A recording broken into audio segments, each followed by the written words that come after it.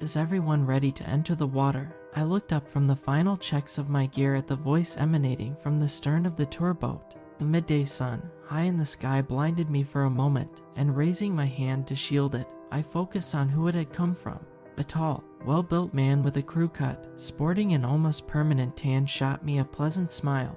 "You all ready over there, Billy?" he called. In response, I took a last look at my gauge readout, seeing they were all in the green, then shot the man a thumbs up. "All ready, Ren." He nodded, then turned to help a couple near to him who seemed to be having some difficulty in attaching their weight belts and vests. "Freaking newbies," came a voice next to me, and I turned to see my friend Lonnie shooting an annoyed stare at the two our dive leader was helping. "Hey, give them a break, man," I said to him. "Remember, we were all once newbies ourselves. Just be happy others are still taking an interest in diving in the first place." In response, he sighed, running his fingers through his short, brown hair. "Yeah, don't act like you were never in his shoes in the first place," called Vicky, my other friend. She leaned around me to shoot an exasperated look at the youngest member of our trio, narrowing her green eyes at him. Lonnie raised his hands in surrender. Okay, sheesh. I was just saying it can sometimes be a headache to deal with, even if we were once like them." Vicky shook her head at his response, then pulled back to adjust her mask on her face. "Hey, no arguing here, guys," I said. "We're on vacation here, remember?" For a second, they both looked at me, then nodded slowly. As they finished their checks, I let out a small sigh. Why, oh why, was I cursed with being the most mature of us three? I shook my head. The time for thinking that was over, and I should be enjoying myself. The three of us had decided to take a summer vacation on our college break to the beautiful areas of Papua New Guinea and Australia as a way to unwind before classes started back up in fall. It had taken a few years to pull together the money needed for the trip, but as we'd begun saving up together since freshman year, by our junior year, we had amassed enough to go. And now we were here, resting on the back of a dive boat some 10 or 15 miles off the coast, ready to dive on some of the beautiful coral reefs of the area. Today was the second to last day of our 2-week trip, and at Vicky's behest, we'd planned a final diving trip before catching our flight home. My thoughts were shaken away as I heard Ren call again. "Okay, folks, remember what we discussed on our voyage out here. You may separate into small groups, no smaller than 3 to a group, though, and make your way along the reef. But please, I have to stress this, under absolutely no circumstances are you to venture too far from the boat. For those who'd like a guided tour, I will be forming a group with some of our less experienced members. And with that said, be safe and have fun." I raised my mask as the final words left his lips and centered it on my face, tightening the straps to make sure no water could leak in. Picking up the regulator, I turned so my tank was facing Vicky. "Could you turn me on, please?" I asked. Instantly, she began to giggle, and I groaned. "I didn't mean that way. Get your head out of the gutter, Vic." Still giggling, she elbowed me in the ribs. "You know I hate being called that," she said in a mock warning. "Yeah, I know," I replied, shooting her a grin. Shaking her head, she turned the safety valve, allowing air to flow into the regulator. Testing it quickly, I pulled it out. "Well, you guys ready?" They both nodded eagerly. "I'm making sure to get a metric ton of pictures this time," Lonnie exclaimed. He'd promised to grab some good photographs for Nicole, his shutterbug girlfriend who was waiting back home for him. I smiled as I turned both of their safety valves, the last thing needed before leaving the boat. "Then let's get down there while the going's good." Smiling, they both put their own regulators into their mouths, and after a moment, flipped backwards into the ocean with a splash. All around me, the others in our group were doing the same. I saw Ren flip overboard, the flash of his neon yellow flippers catching the rays of the sun. And then, I was left as the only one still aboard the boat, aside from the pilot, who had ducked below for something. I quickly shot a last look around. The water had become perfectly calm again, except for the small white gaps. If I didn't know any better, I'd say the others had never even been here, I thought. The air almost seemed to take on a slightly eerie feeling to it, and then it was gone, washed away like a piece of seaweed on the shore. "Get your ass in the water, man. The others are waiting for you." And with that last thought, I placed a hand over my mask to protect it and rolled backwards into the deep blue. A flurry of bubbles passed in front of my vision for a second, and I took a moment to let my sense of balance catch up with me. Soon though, everything became clear, the weightless feeling providing me a sense of calm. I'd scuba dived ever since I'd been 17, and after 8 years of experience, I now felt almost more comfortable beneath the waves than on land. Glancing around, I saw the others had already formed their own groups, the teams of 2 or 3, or in the case of Ren's group, 4 or 5 were already swimming away from under the shadow the boat cast onto the bright white sandy seafloor, towards the reefs almost surrounding us. I quickly spotted Vicky and Lonnie waiting for me near the bottom, and after a few kicks downward, I joined them, flashing them an okay sign. They flashed one of their own, and as a group, we swam towards the reef.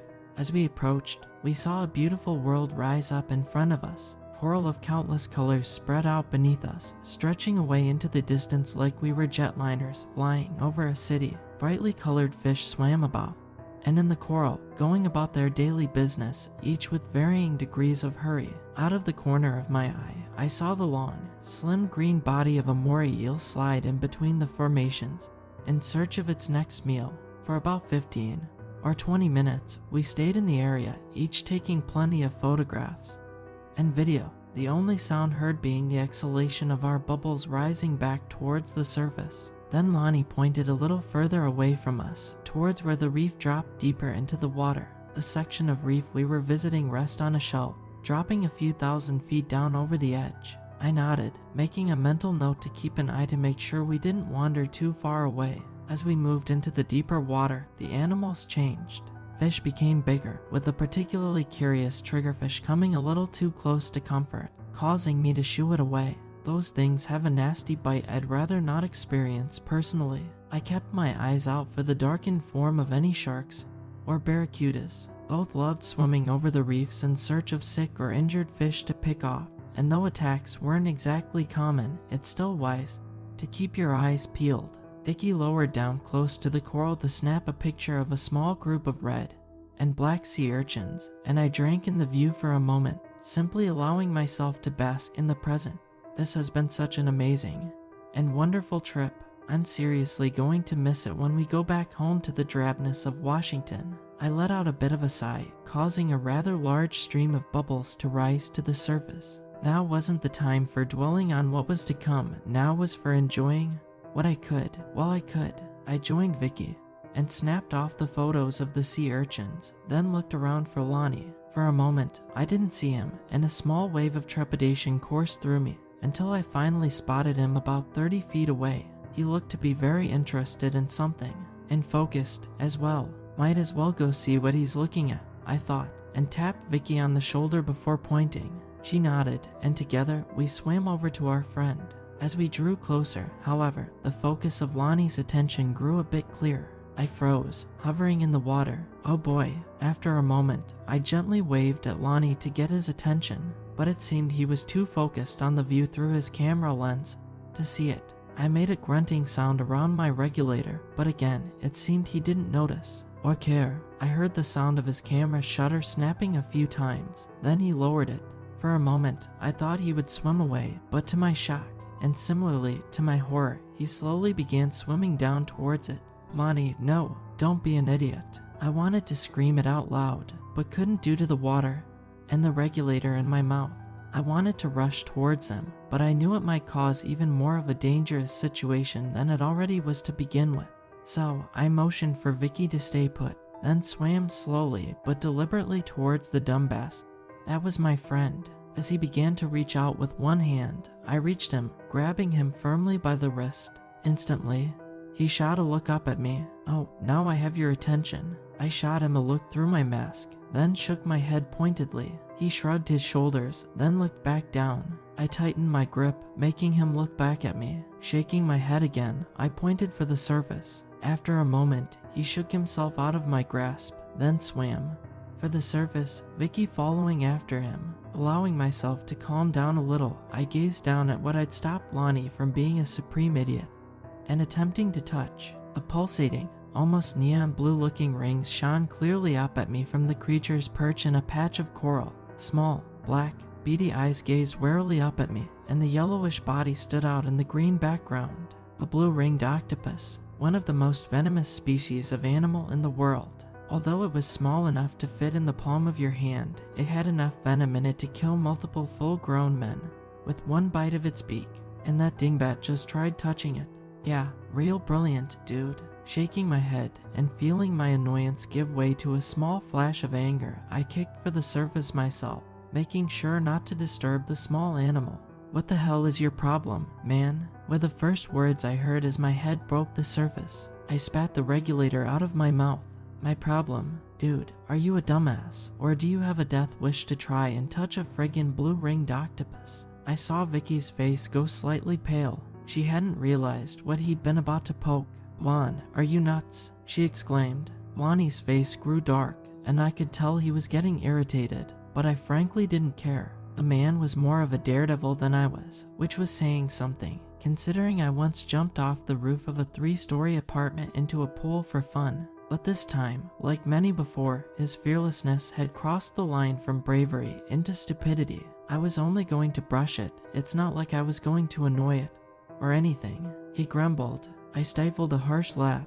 Dude, it was flashing the rings of blue, which means you already annoyed it. If you'd touched it, it would have absolutely bit you. I narrowed my eyes at him, and I don't know if you remember this particular little detail, but there is no antidote or antivenom for it. Wani let out a disgusted sigh. You're a good friend, Billy, but sometimes you drag me down with your safety, especially following the rules. For a moment, I felt my temper flare up, almost to the point I wanted to punch the guy straight in the schnoz, but thankfully, Vicky came to my rescue, seeing me uncharacteristically angry. Hey, come on, let's not fight, okay? We've got. She checked her dive watch. 40 minutes left before the dive leader calls us back to the boat, so let's not waste this. She turned to Lonnie. You need to realize Billy might have just saved your ass, so you don't have to thank him, but let's at least move away somewhere else, okay? Lonnie didn't answer her, but nodded his head. She let out a sigh of relief.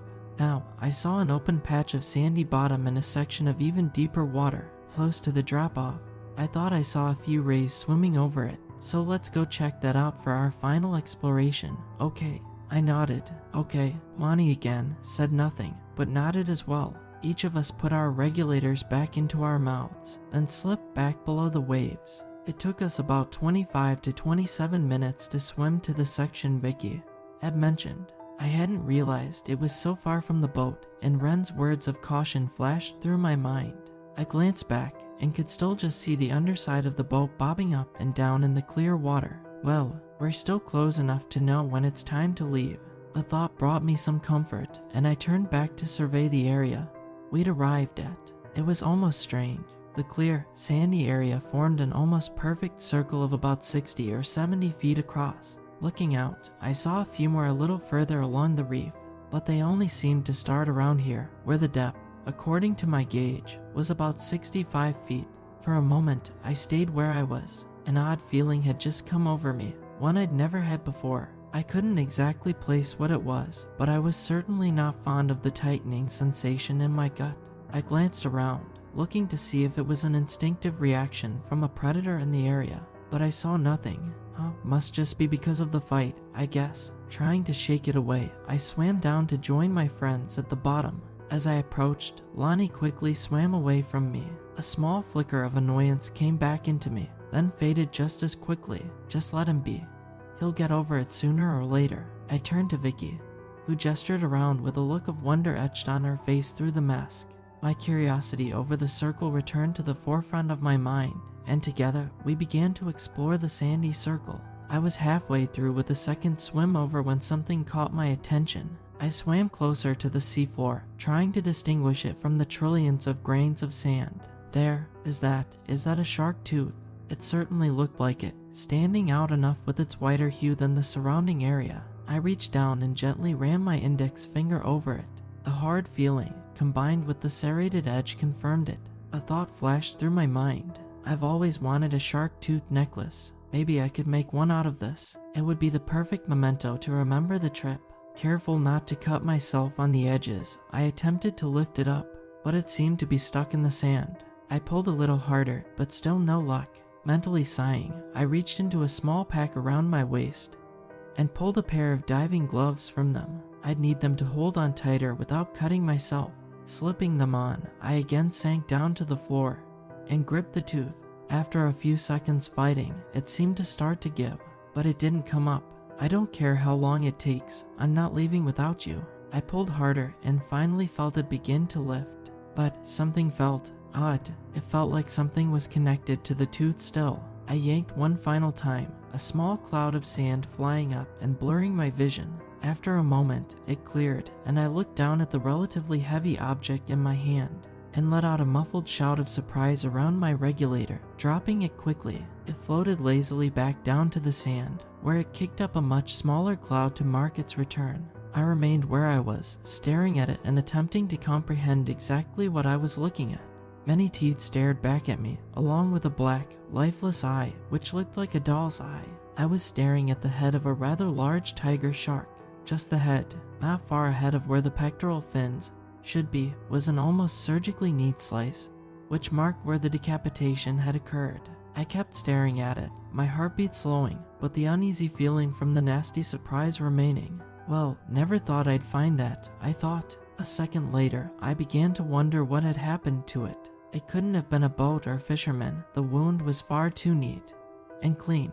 But what in the hell lives on a reef which preys on a damn tiger shark? The thought made the uneasy feeling rise slightly. That was when I noticed something else. When we'd first arrived at the area, I thought the sandy bottom was perfectly flat, but it wasn't. It was almost in a depression, the outer edges of the circle the highest, with the center dipped down as if there were an open space which had been filled with the sand. For some reason, a shiver flashed up my spine at the thought. Something rumbled in the back of my brain, a piece of knowledge I had learned many years ago, but I couldn't place it. Not being able to recollect it quickly was causing the uneasy feeling to grow.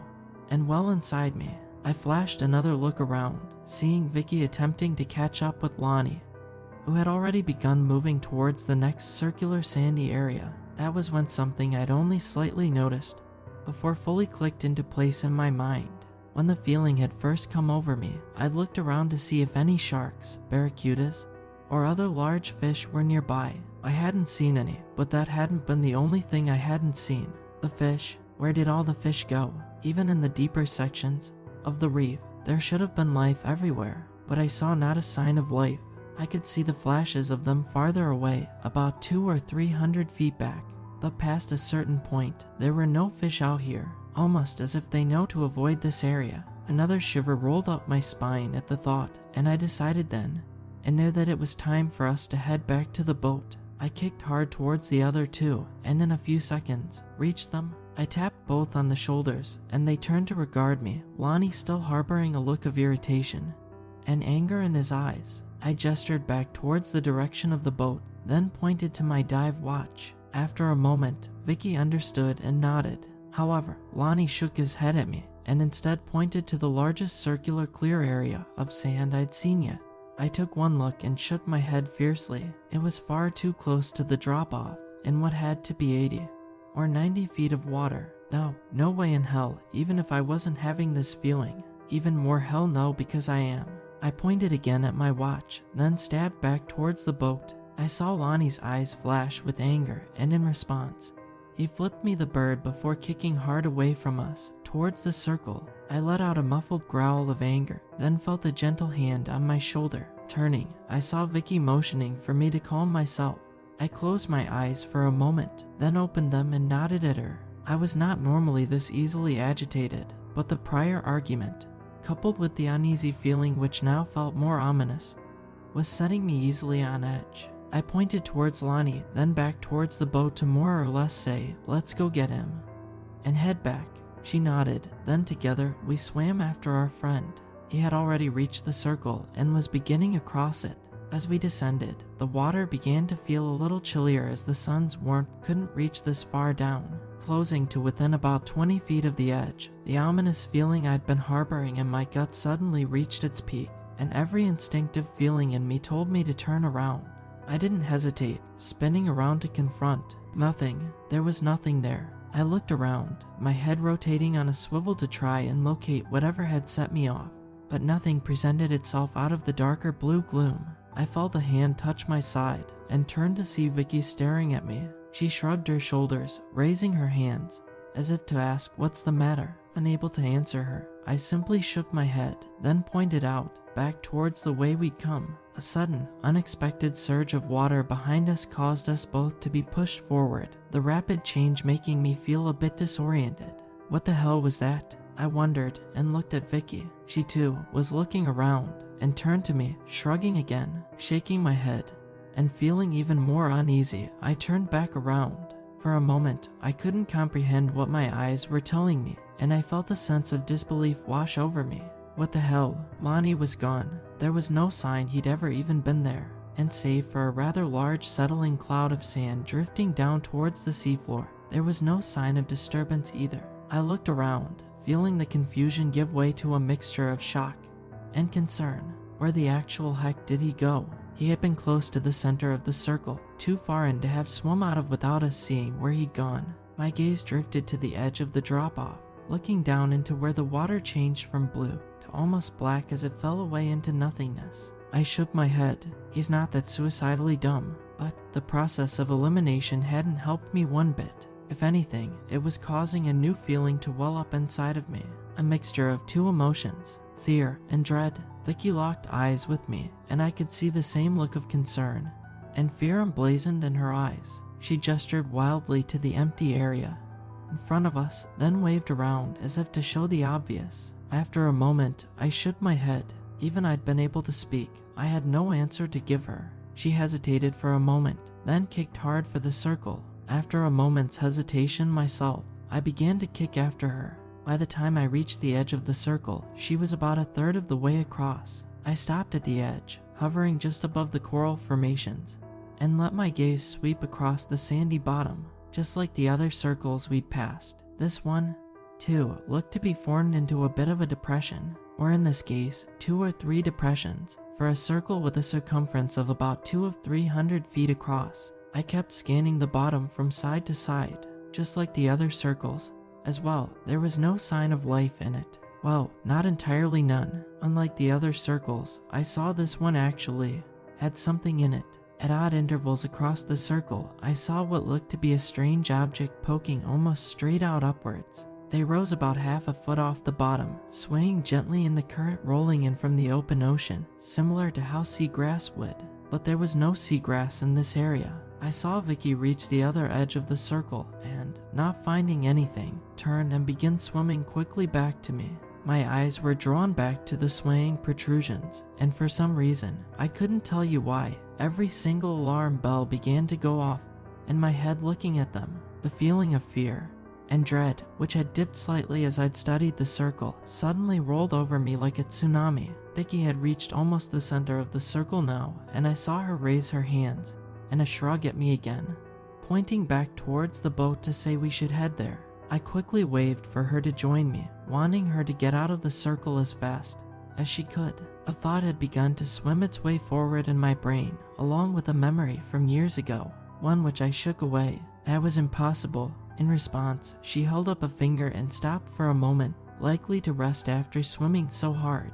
What happened next happened in the blink of an eye. 1 second, all was calm as she hovered about a foot off the bottom, and next, the sandy seafloor almost seemed to explode upwards, as if someone had buried a live grenade in the bottom and pulled the pin. A huge surge of water, this one far more powerful than the first, had been slammed into me, and I was pushed back, going ass over tea kettle in a sort of underwater pirouette.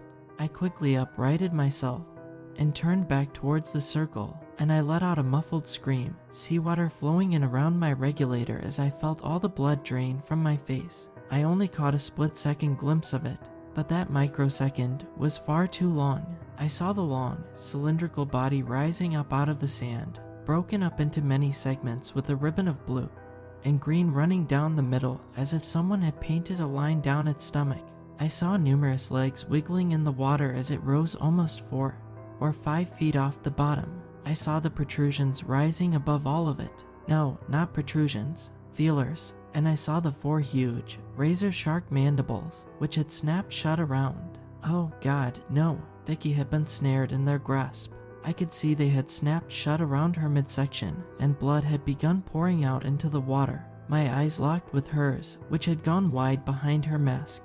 For a moment, she seemed to reach out towards me, and then she were gone, yanked back below the sand faster than I could comprehend. I breathed rapidly, knowing it wasn't good for my air supply, but not caring. My mind was racing to catch up with what I'd just seen, and I began to shake uncontrollably. I didn't just see that. That's impossible. What the hell? But no, I could see it clearly now. I could see the feelers, at least 3 pairs of them, poking out from the sandy bottom. I could see the faint outline of the mandibles, poised open towards the surface just beneath the sand. The edges curved wickedly, and I felt another shudder pass through me as I stared at them. They were waiting for something, or someone careless enough to swim over them. Then I felt the biggest surge of dread, and horror coursed through me as the sand began to move, parted as the unseen creatures began to rise from their ambush spot. They knew the jig was up. Their hiding spot had been blown. I watched in horror as the huge, half-worm, half-centipede-like creatures emerged from their hidey holes. Each had to be at least 30 to 40 feet in length. I've never been someone who's been afraid of insects, or creepy crawlers, as my grandfather used to say, but these things made me cower as if I were a child being confronted by the boogeyman hiding in the closet. They each swam away, towards another circle about 30 feet away. In moments, they had reburied themselves, and the water cleared. It was as if nothing had happened. That was when the fear in me climaxed. Not all of them had moved on. One was still there. It had fully pulled itself from its hole and lay draped across the sand. The head, one I could see, had no eyes, raised off the bottom, and it slowly began to move forward towards me. I realized how much of an easy target I had made myself. In an instant, I turned and kicked as hard as I could away, back towards the boat. I felt a surge of water pass by not far behind me, and I heard the sickening sound of something snapping closed on empty water. I knew what it had been, and the mental image spurred me to swim faster. I felt my leg muscles begin to burn, but I refused to stop. I screamed around my regulator again, the mental image of my friend vanishing into the seafloor being replaced with one of myself, my hand extending towards the surface as I was dragged under it to be consumed.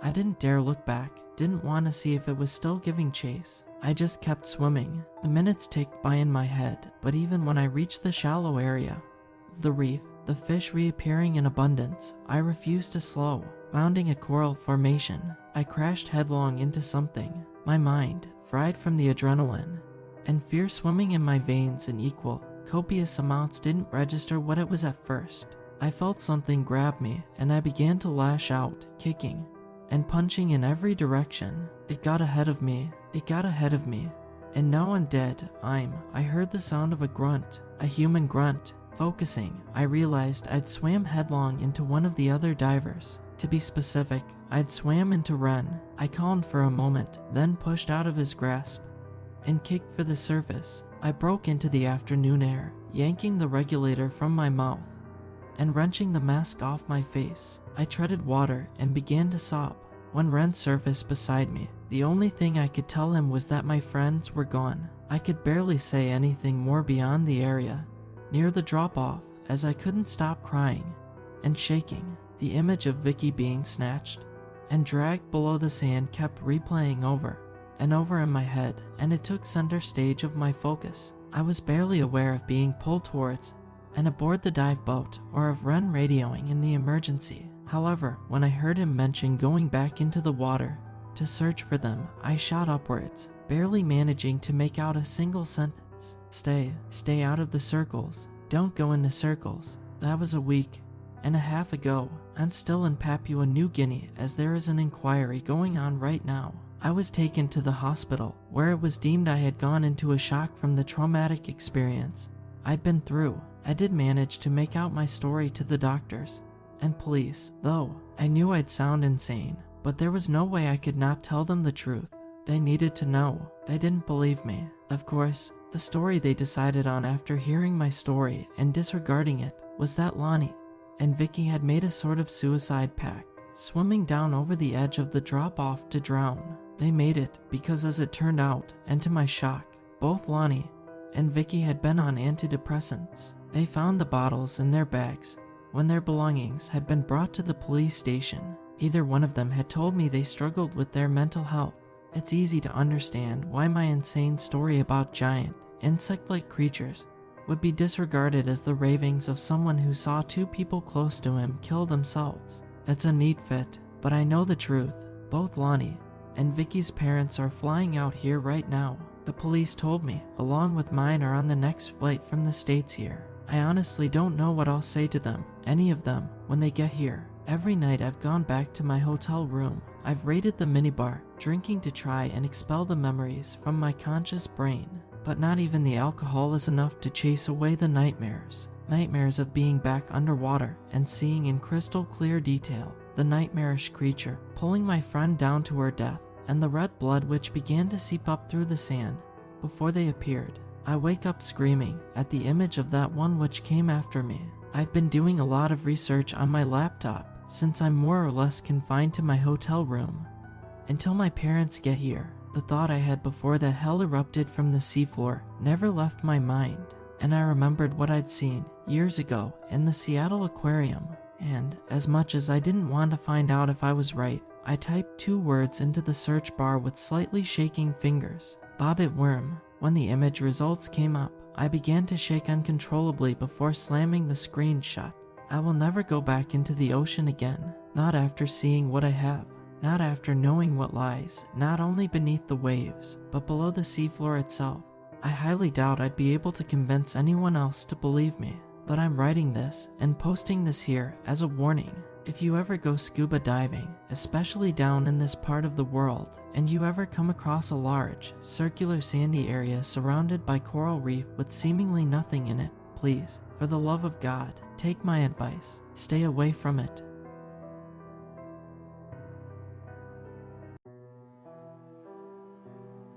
I've reached that age when your grandkids come and visit to interview you for a family history project. My eldest grandson David came earlier this week with a camcorder, but when I saw the bottle of Johnny Walker tucked in his shoulder, I knew he wasn't here to talk about how his great-great-grandpappy immigrated from Scotland. He wanted to talk about the incident. The only person I had the guts to tell this story to was my wife Linda, who passed over a decade ago. My children tried to coax it out of me, but soon learned not to pry after my patience would wear thin and I would explode with rage. They would tell their own children not to ask Pop about his scars. But I'm getting too old for secrets, and David is admittedly my favorite grandchild. After telling him my story and finishing half the bottle of Johnny, he encouraged me to tell it here. He said y'all were empathetic and could maybe provide some new perspectives. To be honest, I think I'd like some inner peace, so here it goes. I apologize in advance if I go on too long. In 1965, President Lyndon B. Johnson came to my school and gave a rousing speech about the importance of education and equity. From that moment on, I wanted to be a teacher. I graduated the next year and joined the newly formed Teacher Corps, excited to help change the world.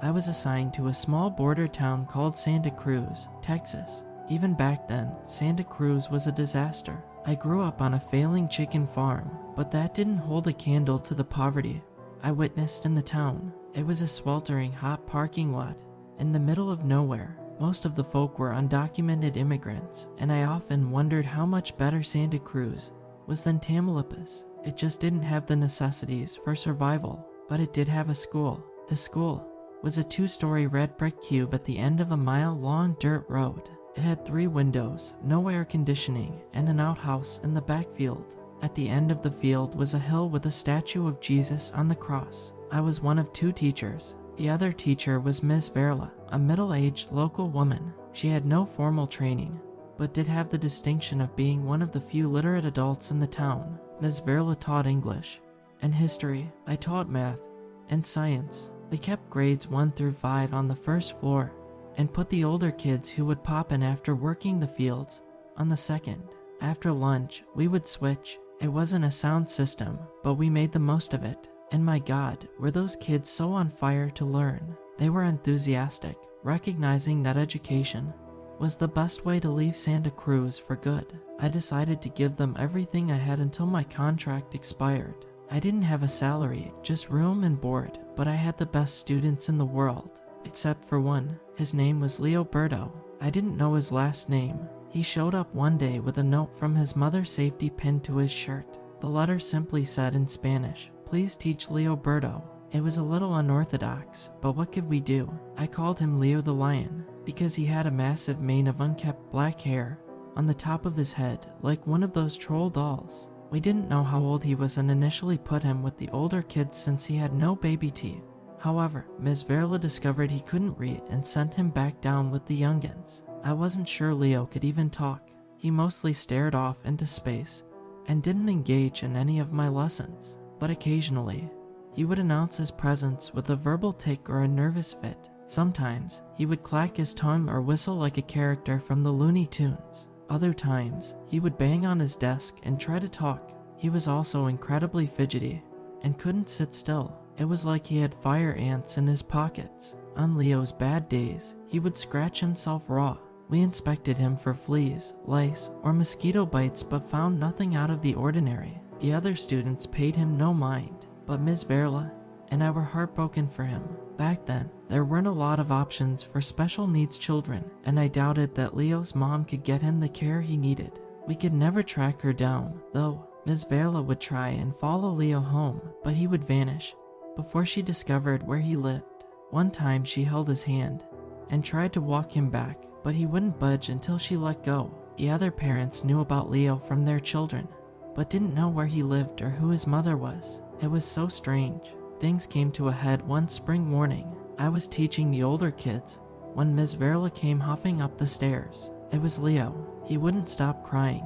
I rushed down to check on him and saw Leo sobbing uncontrollably in the corner, snot running down his nose. The other students, for once, looked concerned for him. Melissa Sanchez was huddled next to him and rubbing his back. He just started crying. "Mr. Bill," she said with wide eyes. I checked him all over but again found nothing. Maybe he needs some outside time.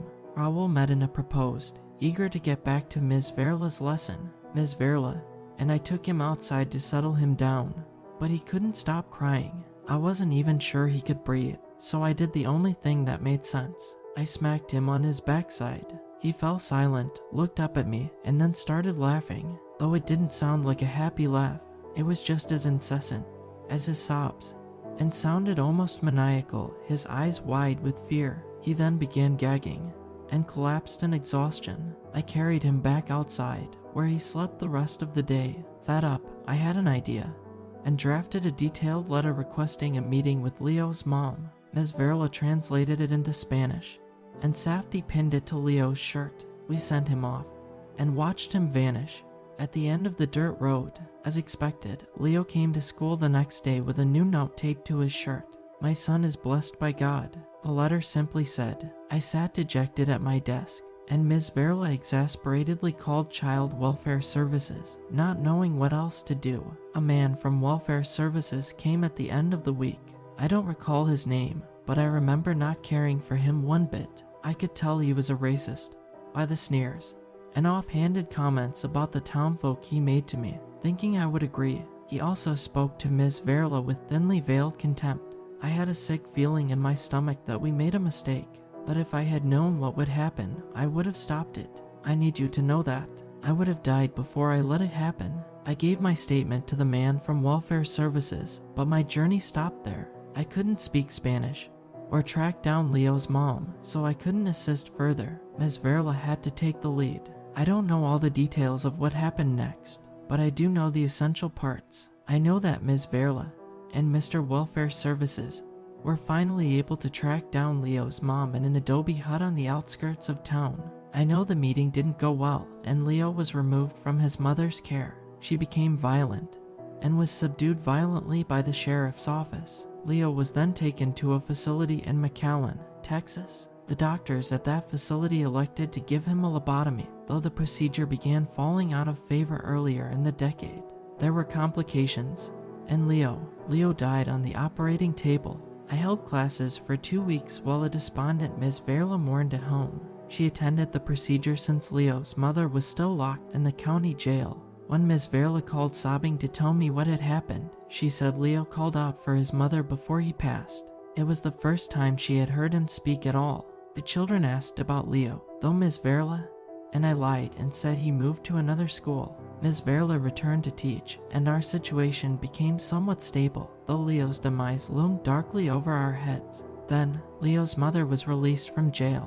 She came straight to the school, screaming obscenities in Spanish, and dressed in all black like a funeral goer. I watched her sprint toward the school, with fire in her eyes as she hurled a brick through the first floor window. The children screamed. I grabbed the dusty discipline paddle from the closet and bolted downstairs to protect the little ones. The students huddled in the corner, watching in horror as Leo's mother struggled to get in the window. She had cut herself on the broken glass, and blood poured from her wrists onto the floor. She didn't stop screaming, hurling curses at myself and Ms. Verla, who was on the phone with the police. I rushed over and whacked Leo's mother with the paddle, but she seemed to be unaffected, like she was in a trance. "You killed my son," she finally screamed in broken English, before collapsing again from the loss of blood. Ms. Verla hurried the children out of the room, as one of the older kids helped me try to stop the bleeding. A police officer finally arrived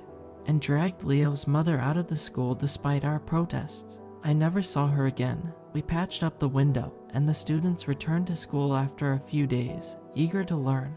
As always, they were the only reason I didn't resign, though the system left a permanent, bitter taste in my mouth.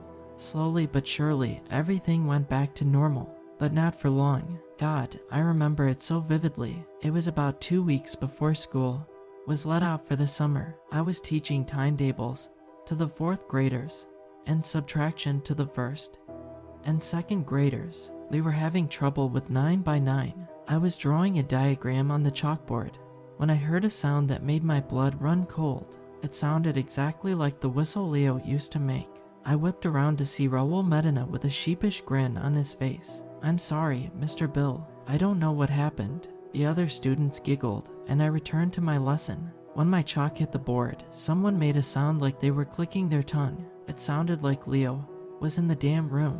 "Can we cut that out, please?" I said firmly. Alyssa Sanchez was covering her mouth with her hands and shut her eyes tightly. "Lo siento, Mr. Bill," I sighed and returned to my lesson, but then Pablo Verona started banging on his desk and groaning like he was trying to push something out of his throat. Raul whistled again, but it was like something else was controlling his body. More students followed, either whistling or clicking their tongues. Some joined Pablo and slammed the desk with their hands, grunting noisily. Each student appeared unable to control their actions, and most of them looked confused. Their antics grew louder until Ms. Verla came down to check on me. I nervously shrugged, and Ms. Verla took out her yardstick and slammed it on my table. The students went silent. "I think we need some outside time," I said with my voice quivering. Like drones, the students hopped out of their desks and followed each other in line outside. As soon as they left the room, they returned to their usual selves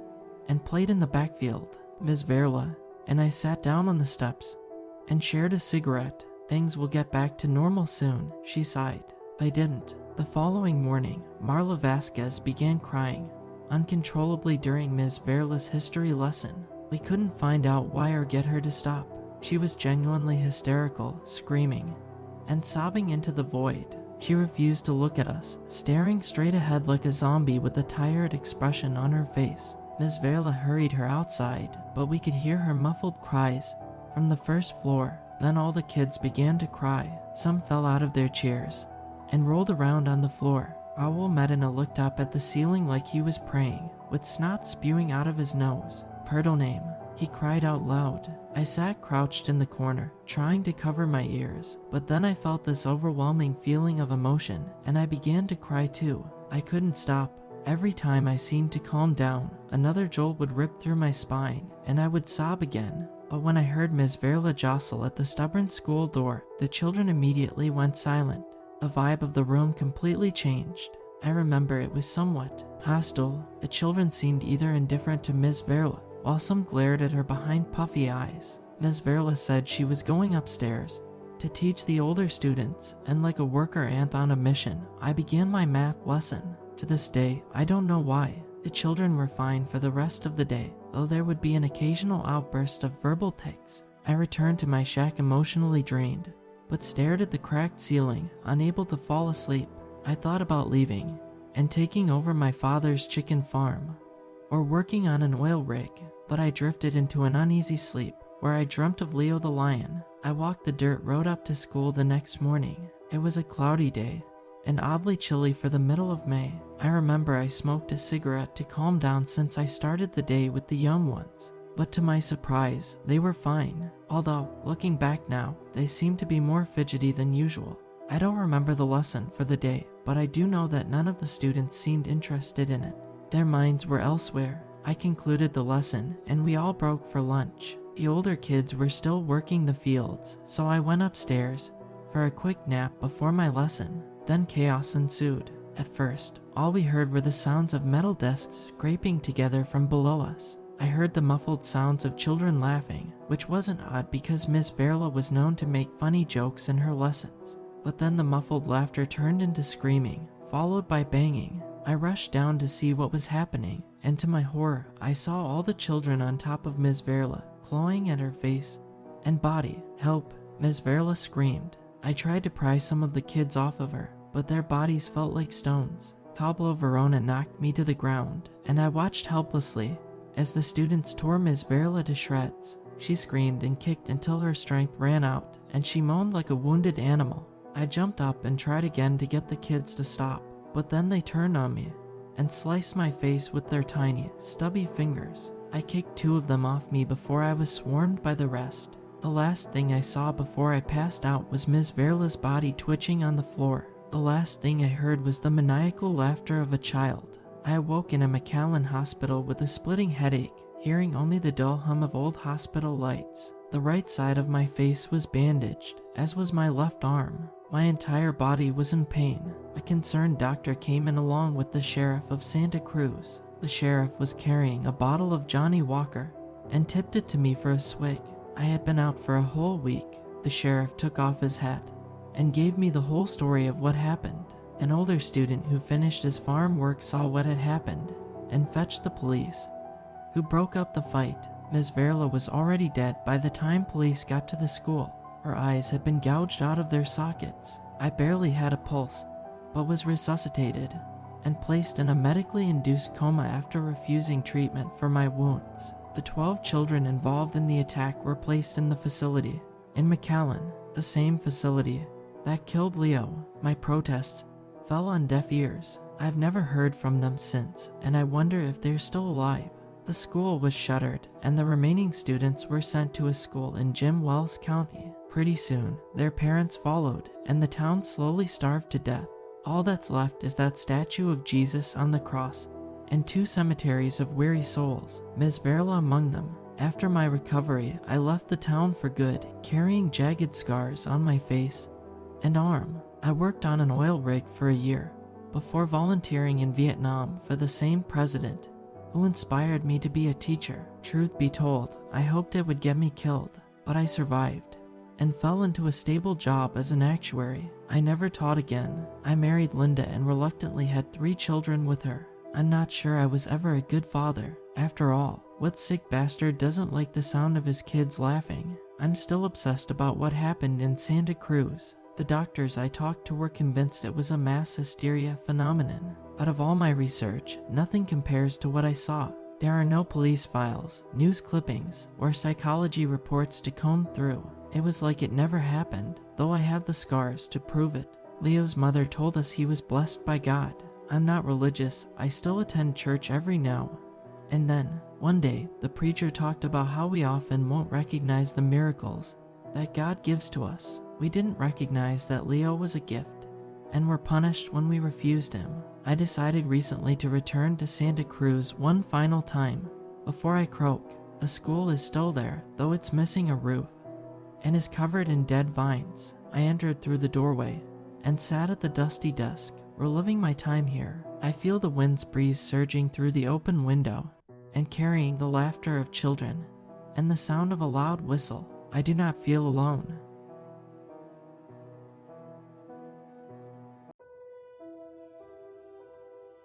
My grandmother, Edith, told me that her poetry could sway the minds of kings and bend the whole world to her will. She said she could protect the world with only herself, her poetry, and God. That was the thing about Edith. She collected war words and tried desperately to fit them in the drafts of poems that littered the TV chair and the informal table, and the den piano, animus, enmity, odium, affray, vendetta, disunity, bad blood and death.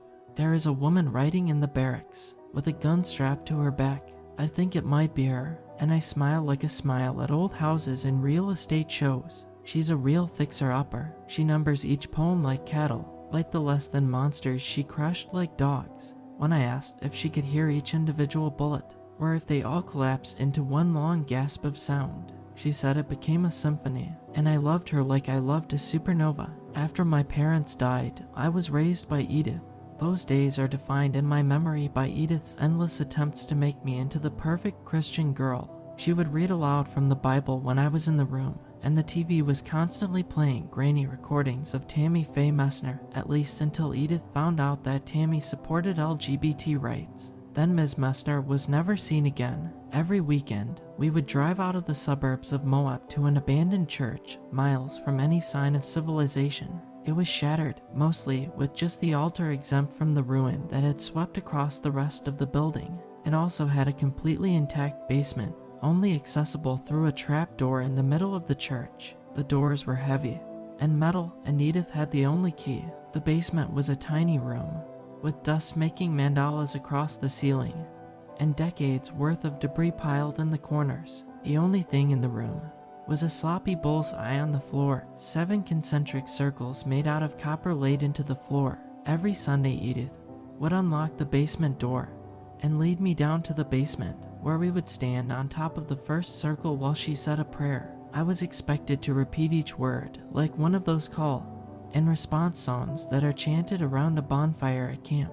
They always spent exactly an hour in the circles and said exactly 6 prayers, moving forward onto a new circle with each new prayer. Then Edith would set a piece of meat or a bit of bone down on the center circle, which I was never allowed to touch, and the second part of my lessons would begin. Down in the basement, Edith spent hours describing the tortures that souls underwent in hell, making funny noises that were meant to represent the sounds of screams and bones breaking. She was a woman of God. She had a real sense of justice. So she put her hands on my shoulders and told me that I was already damned. You're going to be flayed, she whispered in my ear, her fingers pressing bruises into my arm. They're going to peel you like an onion. I promised her over and over I'd be good. I'd be whatever she wanted me to be.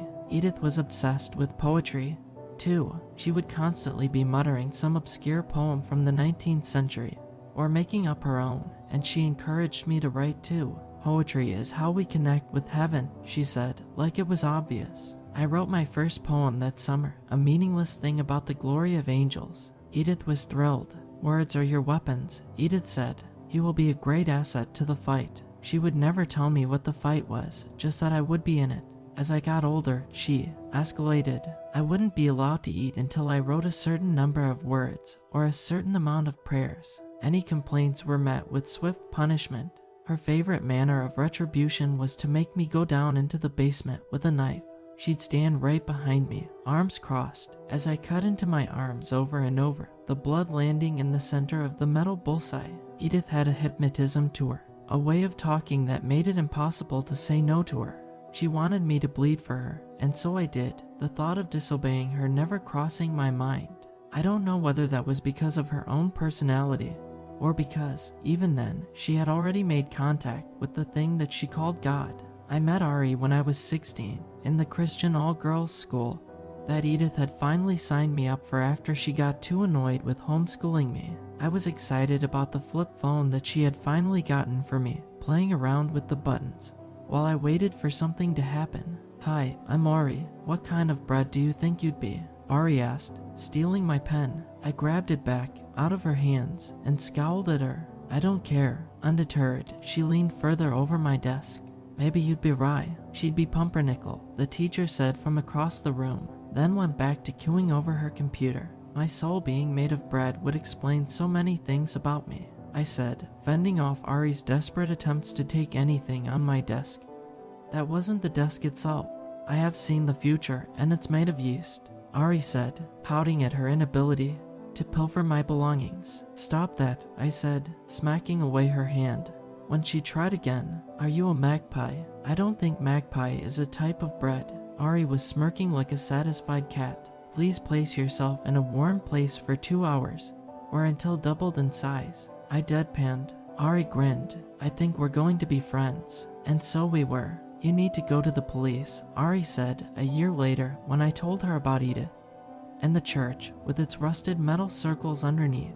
That's not okay. I can't, I said. She'll know. Edith always knew when I was going against her, and she was always willing to hurt me for it. Ari held my hands between hers, her eyes big and pleading. She's just a woman. There's something wrong with her, I hissed. Please, Ari said. I'll go with you. She sounded scared, and I felt my doubts crumbling like a sandcastle. I agreed. I'd been considering it for a while. Honestly, at that point, Edith was doing full-on blood extractions with a new cabinet in the basement for the needles and blood bags. When she was finished, and I was trying my best not to faint, she would empty the blood over the circle. What disturbed me more, though, were the rusty stains that covered the whole floor more every time we went down. I knew what blood stains looked like. I had left plenty of my own on the concrete, but I hadn't left those, and the volume of blood needed to create them seemed far too much for someone to survive losing. You've got to create a connection with God, Edith told me. This is how we save the world. I was afraid to use my phone to call the police, worried that Edith might look at the call history and intuit what I was doing. So on an early Monday morning, Ari and I ditched school to go to the police station. It was a small building with cactuses growing in random places along the front wall. It was very obviously the cast-off of the sheriff's department. There was another, nicer police building across town, but that one was too far for me to walk to from school. They gave me paperwork to fill out about who I was and why I was there. Through the endless paperwork and hours of waiting, Ari held my hand. A vaguely bored-looking officer finally took a seat in front of me. Hello, I'm Officer Jones. Why don't you tell me what happened? His words were barely audible over the background noise of all the other people in the room. I took a deep breath, pushed down my fear, and began. I need to tell you about my grandmother. Jones leaned forward, gestured for me to continue. I took another breath, squeezing Ari's hand so hard it had to hurt, and looked up from the table, where I was tracing the wood grain with my fingertips. I looked up, and I saw Edith in the corner of the room, under the burnt-out light bulb. She was stepping out of the shadows, wreathed in darkness, with her face twisted in rage. The shadows parted around her, and she stepped fully into the room. Edith closed her eyes, then leaned forward and spoke in a voice that permeated the room, hissing and supernatural in its volume. Your breath is added to the collective atmosphere through the sermons that you speak.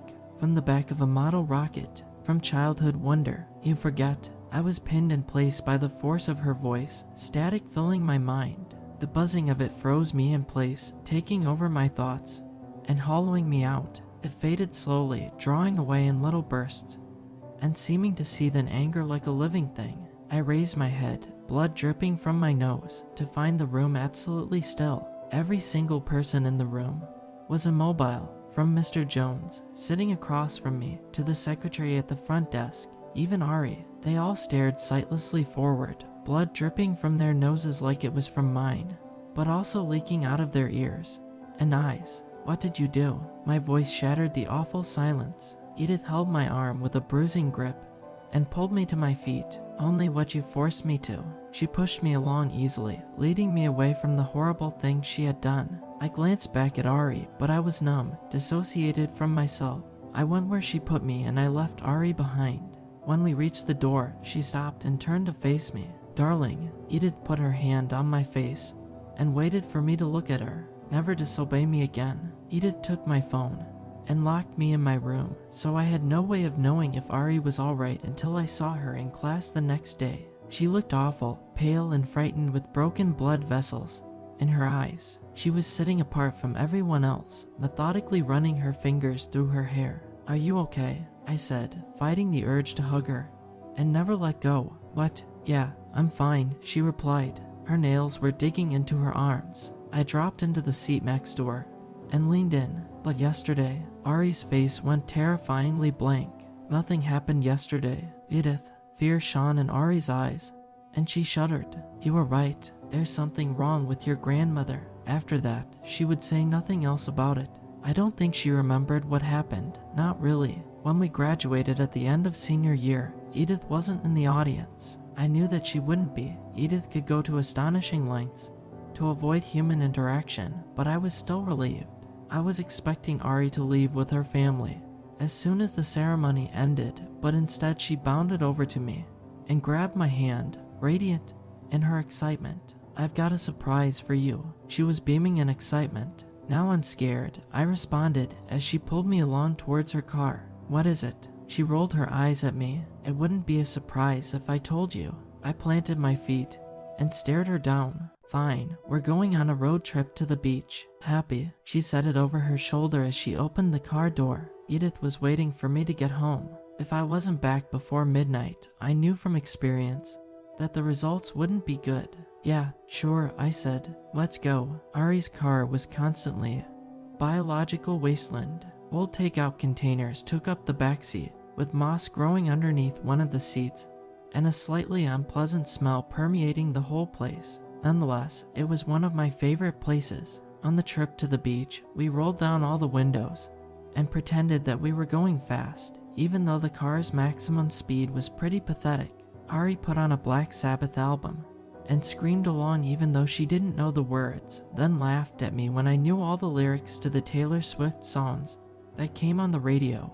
We spent 2 days together in the car, 2 days I spent enjoying Ari's company and ignoring Edith's calls. I wrote a dozen different poems and learned all the words to the ultimate showdown of ultimate destiny. Ari stole my lighter, the one I kept in my pocket because Edith liked to smoke sometimes, and it was always best to make sure Edith got what she wanted. When we reached the beach, Ari took an instant dislike to the way the sand scrunched under her feet, but loved the water. She splashed around in it even though it was still a bit too cold for comfort, and I stayed near the shore, kicking water towards her.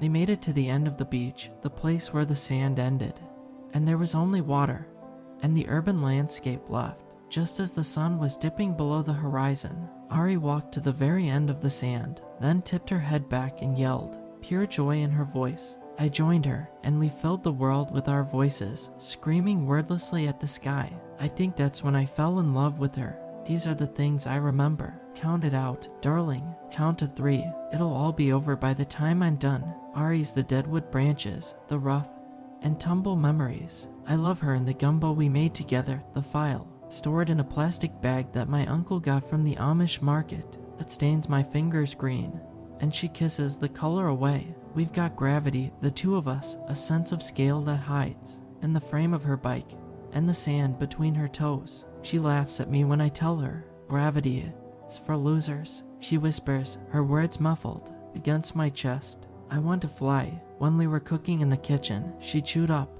the stardust between her teeth like tobacco and spit it out onto the tiles. You turn me on when you smile like that. I leant in to kiss her grinning mouth. Like what? She was teasing, sleek like a panther and just as dangerous. Like you've got the wreckage of planets stuck in your gums. I thought but didn't say, and kissed her again. The drive back to Moab was solemn, for me at least. I knew Edith would be angry, but I didn't regret it. Edith was waiting when I got home. As soon as I entered the house, she pushed me to my knees in the kitchen, her hands wrapped around my head, covering my eyes. You're going to stay here until you find God, she hissed into my ear, and suddenly my mind was filled with fire. And you're going to forget about that girl. I was floating in an ocean of flames, drowning in the heat, and I could feel something moving through the ripples of the fire around me. Do you see it? Edith murmured, reverent. Do you see God? Do you see our Savior? There was something in the fire with me, bigger than I could comprehend, with nuclear bomb scales and a mouth that looked like abandoned dreams. It was seething around me, nibbling at the edges of my awareness with an endless hunger. It's going to burn the world so we can start anew, Edith said. One more war, with you and I as its generals, and then there will be peace forever. I screamed, and Edith laughed. Now doesn't that sound nice? She maneuvered my body like a puppet, yanking me to the car and holding me in my seat as she took off down the road. As she drove, she whispered to herself endless words of poetry. As the trip went on, I felt her hold on me weaken, not enough to get control of the car or jump out, but enough that I could reach my hand into my pocket, slow as I could manage. Using the big buttons on my flip phone, I typed out a message by touch, terrified all the while that Edith would catch me. I texted Ari the address of the abandoned church and 2 words, "Help me." As soon as we reached the church, Edith made me get out of the car and walk down into the basement. Edith pulled a slim book out of her jacket, a book that I'd seen her go over before, an old collection of T.S. Eliot poetry. She flipped through the pages, caressing each one like a cat, before tearing out the first page with a decisive motion. She dropped it into the center circle, and the ground trembled. "This is how we guide God to our dimension," Edith said, "with the power of our poetry." She kept tearing out pages, dropping them first into each ring of the bullseye on the floor, then making a trail up the stairs, like Hansel leaving breadcrumbs. She made a line all the way to the mostly intact altar at the center of the church, me following in her footsteps. "This is the way the world ends," whispered the woman at the altar, who was not my grandmother, not anymore. Not with a bang, but a whimper. The book slid out of her hand as I watched, landing soundlessly on the floor. I was frozen in the doorway, staring into her hellfire eyes. "Come here," she said, and I obeyed, trembling. It wasn't a choice. My legs moved rigidly, carrying me closer to her against my will. I was forced to kneel in front of her, kneel like I had hours before, when she had pushed the image of her God into my mind. She stood and walked behind me while I stared at the far wall stonily, trying desperately to speak, and failing. "I need your help, my dear. I can't do it alone." She combed her desiccated fingers through my hair, gentler than I had ever known her to be. I could feel her hands shaking against my scalp. "I'm not strong enough, but you are filled with the poetry of our God, and together we will remake the world in His image." She gripped my shoulders and pulled me to my feet, then pushed a paper into my hands. I knew without having to be told that I was to say it aloud. "Glory," I said, my voice pulled out in a metronome that I had no control of. Edith reading along with me. "May His reign be long. May all sinners be punished. May His," I gasped, stumbling over His words, struggling against them with everything I had. "His rule." Ari hurtled through the sagging doors of the church like an avenging angel. She took in the situation for a moment, then held the lighter she had taken from me back during our car trip to the beach to the ancient wooden floor. It went up in an instant, the dry wood catching easily. Distantly, I heard Edith scream, and the pressure on my mind lessened, as if it was rearing back in shock. With effort, I lifted my head to look at Ari, the paper crumbling in my grip. She nodded at me slowly, and suddenly I knew what to say. The poem I had written years ago in secret, scribbled piecemeal on homework and tissue paper, came back to me all at once, more complete than I had ever ended up making it. 1. Skin. Edith prays in a litany, tracing the ley lines of where I'd be flayed in hell at Sunday school in Dixieland, and I can smell burning tires in the rearview mirror, humming through the scorched ground of the Spartanburg. Back roads. Edith was angry when I came out to her. "A lesbian," she says, disgust in every syllable. "You'll never find a good man like that. She's a woman of God. He's got a real sense for justice." And she makes sure I know exactly how Satan would break my bones. I dared to love, so she puts her hands on my shoulders and tells me that I'm already damned. 2. Muscle. We're 20 miles from the beach, but I can still hear the roar of the waves in my lover's lungs, my head pressed against her chest. And benediction. Lover, what a wonderful word. A strange synonym. That tastes like TV static on my tongue. We're only 20 miles from the beach, but her face is still stained orange from Utah dirt. She brought the bleached sun back with her, mountains, and heat exhaustion stored in her suitcase. On endless walks through the dusty roads of Moab, she whispers the love song drama she caught from the radio in her mama's beat-up Honda Accord, makes it into a poem about water molecules. 3. Thone. Sinners that we are, we unzip our own body bags and dig for evil in each other's backs with needle-nosed pliers, like uncovering seashells in the sand. Spread out on my sunflower quilt, her hair is tinted chlorine green from waterlogged days spent worshipping the drains at the bottom of the pool. She reads from her book of T.S. Eliot poetry, mumbling along to the rhythm of the words. "This is the way the world ends," she says through her whirlpool smile, with a shockwave that lasts generations. "If we go to hell, we'll go together." The cord between me and the dark creature lurking on the other side of my thoughts frayed with every word, love weaponized against it to break the link between us, and trap it in its own dimension. I felt the bond break with a sense of relief, my sentence trailing off into the crackle of fire, and the last angry howl of the creature echoing in my mind. I glanced to the side to find the fire altogether too close, and Ari gesturing wildly to me from the door. Edith was almost entirely surrounded by the fire, her long dress already signed. "Repent," she murmured in an endless litany, sitting hunched over with her back to the altar. "Repent, repent, repent." I left her there in the rising flames, not looking back, even as her voice grew to a shriek. "I repent," she screamed as she burned. Ari and I left her there, my poem still lingering in the air. The world kept turning, oblivious to what had almost happened.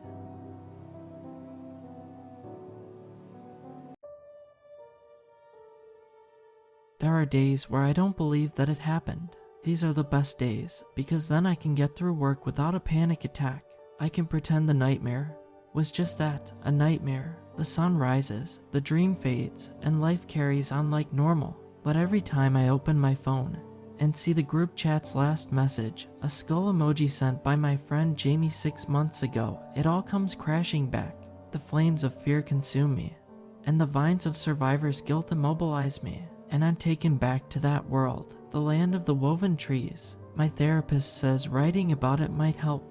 I don't think writing to strangers online is what she had in mind, but she probably doesn't believe me anyways. Not that I blame her. The whole thing sounds like a teenager's bad creepypasta, and I've given up on trying to explain it to everyone. Well, everyone decides those who come across this post. So congratulations on finding this, the one and only place I'll tell the story of what really happened on the woven tree trail.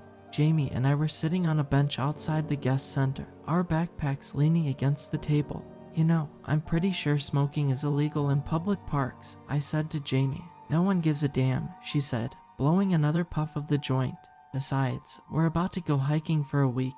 I need to get in a hit when I can, you know." "Alright, I'm sure everyone's going to love breathing in weed as they're hiking." Jamie gave me a small push, but laughed. "Hey, I'm not that bad." We heard the crunching of footsteps on gravel, and turned to see my boyfriend, Grant, walk up from behind. "Our guide is here," he told us. "Oh damn," Jamie said, extinguishing the joint, and quickly tucking it into her jacket pocket.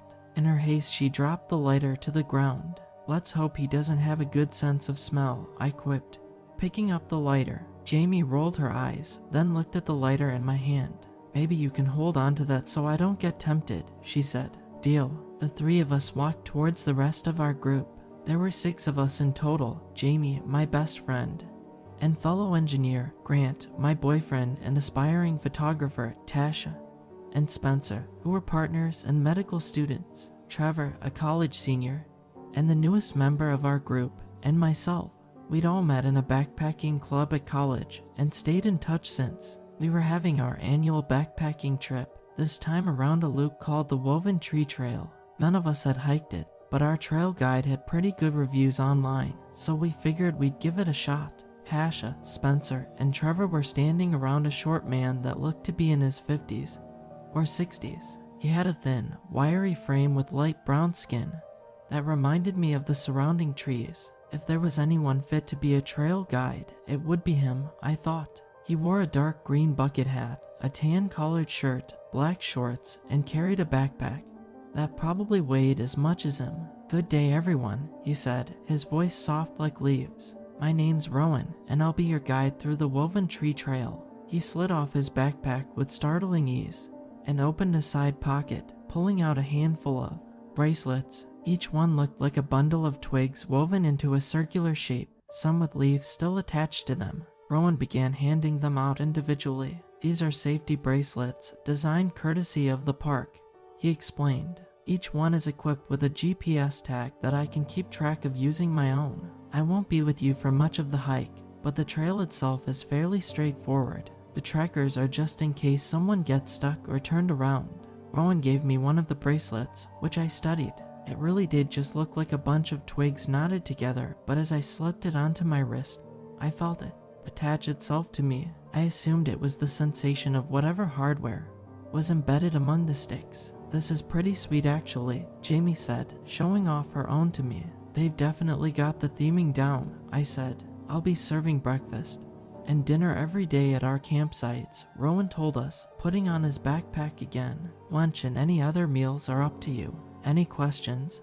Before we begin, how do you want us to pay you? Tasha asked. I have Venmo, but if you only take cash then I'll have to wait until after the hike to drive to an ATM. No need to worry about payment, Rowan said. I'm sure we'll have it figured out by the end of the hike.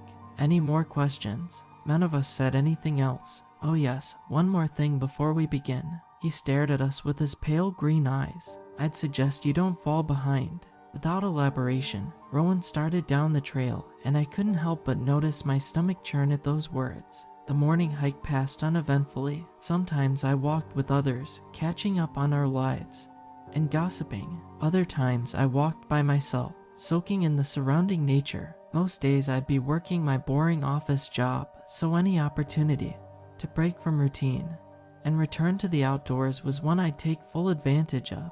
It was perfect backpacking weather too. The sun shone gently through the trees, the temperature hovering in the 60s. I could use more of this, I thought. We had a quick lunch together, then broke off into groups again for the afternoon part of the hike. I ended up walking with Grant, who stopped frequently to take pictures with his Polaroid. You're gonna run out of film by the end of the day if you keep that up, I said. That's why I brought 2 extra packs, Grant said, pointing the camera at a ladybug crawling up a fern. Well, we don't want to take too long. You remember what Rowan said about falling behind, right? Grant shrugged. We're near the front. Besides, he probably meant that for, like, inexperienced hikers who need a water break every 15 minutes. He took out the film and put it in a plastic bag. True, instead there's you who needs a picture break every 5 minutes, I said. Grant rolled his eyes. We walked in silence for a few more minutes before Grant stopped. Whoa, he said. Babe, look at that. Another picture break. No, look at that tree, Grant said, pointing off the trail. I followed his finger and saw what he was referring to. To the left of us, maybe 200 feet away, was the most gargantuan tree I had ever seen. It was easily the width of a car, maybe longer, but perhaps most striking was its structure. It looked like 100 tree trunks woven together, twisting and looping and turning like the veins of some primordial giant. This must be what the woven trees are, I said. Grant, unsurprisingly, pulled out his camera again to take a picture. Hopefully there are more of them further up so I can get a closer shot. We kept hiking, spotting more of the woven trees as we did. Most weren't as big as the first, but all were large enough to dwarf the surrounding trees, and tall enough that we couldn't even see their tops through the canopy. They were all relatively far from the trail, almost like the trees wished to hide from less observant hikers. We reached the campsite in the late afternoon, where Rowan was hunched over a crackling fire, stirring something in a pot. Congrats on being the first ones, Rowan said, not taking his eyes off his task. How long have you been here? I asked, admiring the old man's speed. Long enough to start up dinner, Rowan said. He closed the pot lid. I assume the others are close behind. I shrugged. Not sure. I don't think they were too far back though. You've got to see some of these pictures we got, Grant said, pulling out his plastic bag. There were these massive trees that looked like a bunch of trunks combined.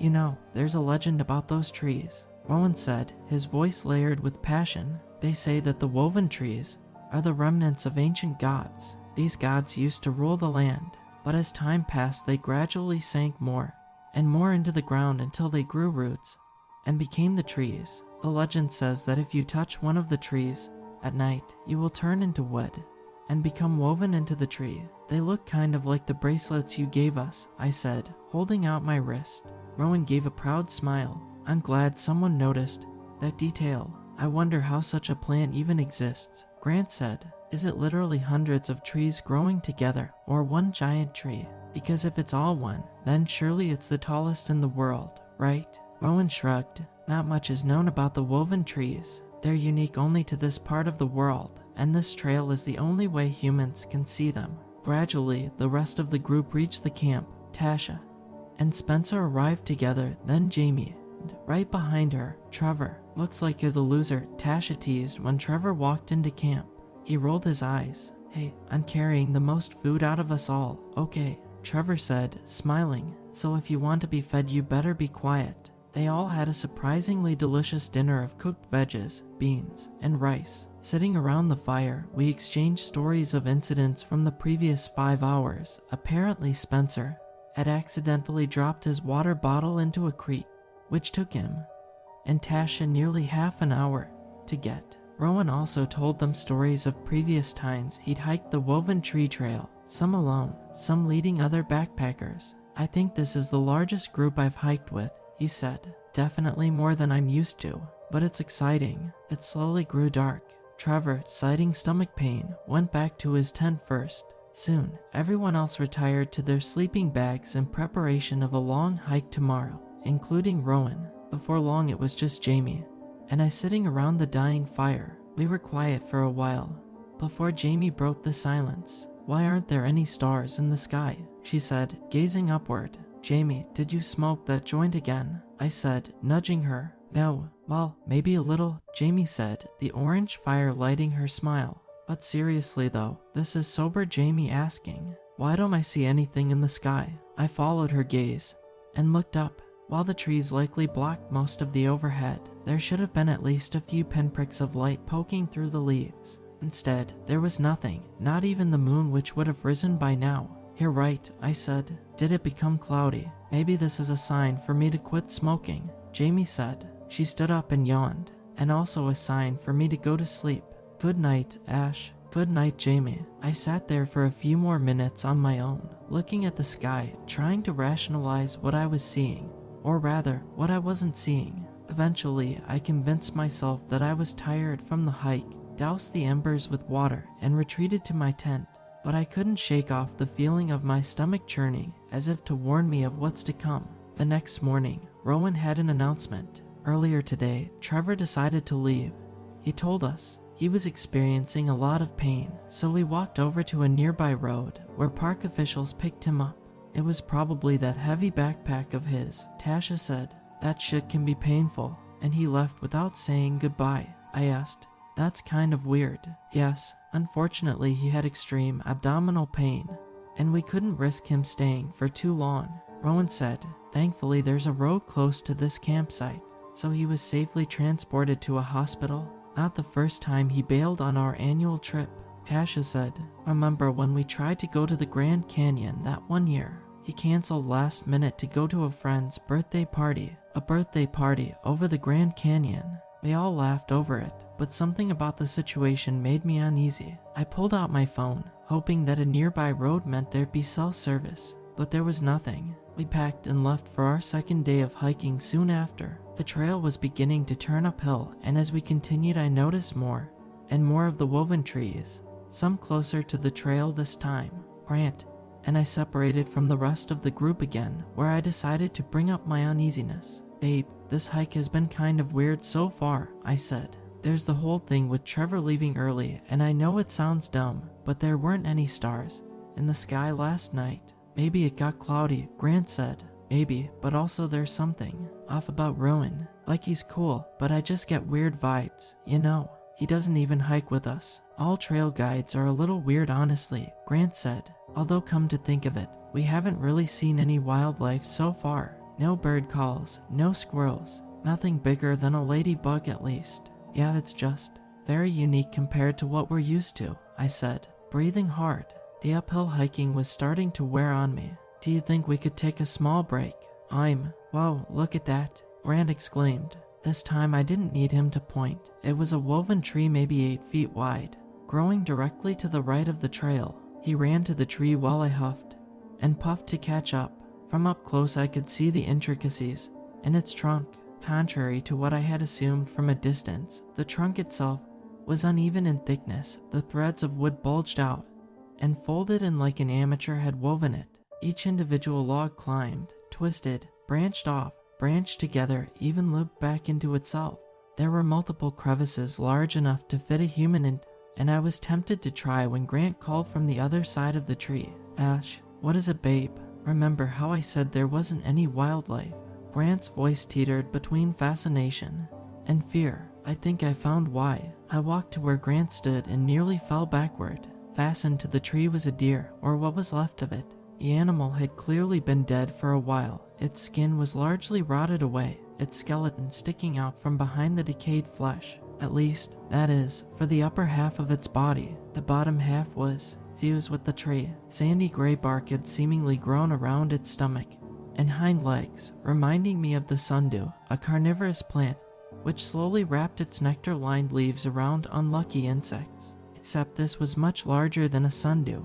Looking closer, I could see fresh growth around the part of the deer that touched the bark, almost like the tree was slowly swallowing its meal whole.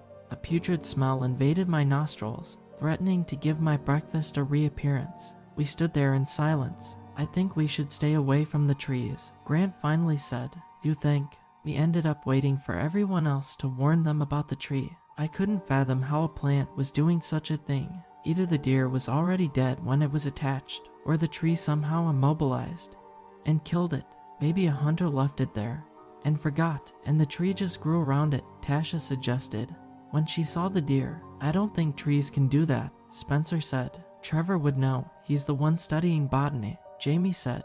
By the way, did Rowan go ahead of y'all? Grant and I looked at each other. We haven't seen him since this morning. I thought he was with you three, I said. No, he went ahead of us, Tasha said.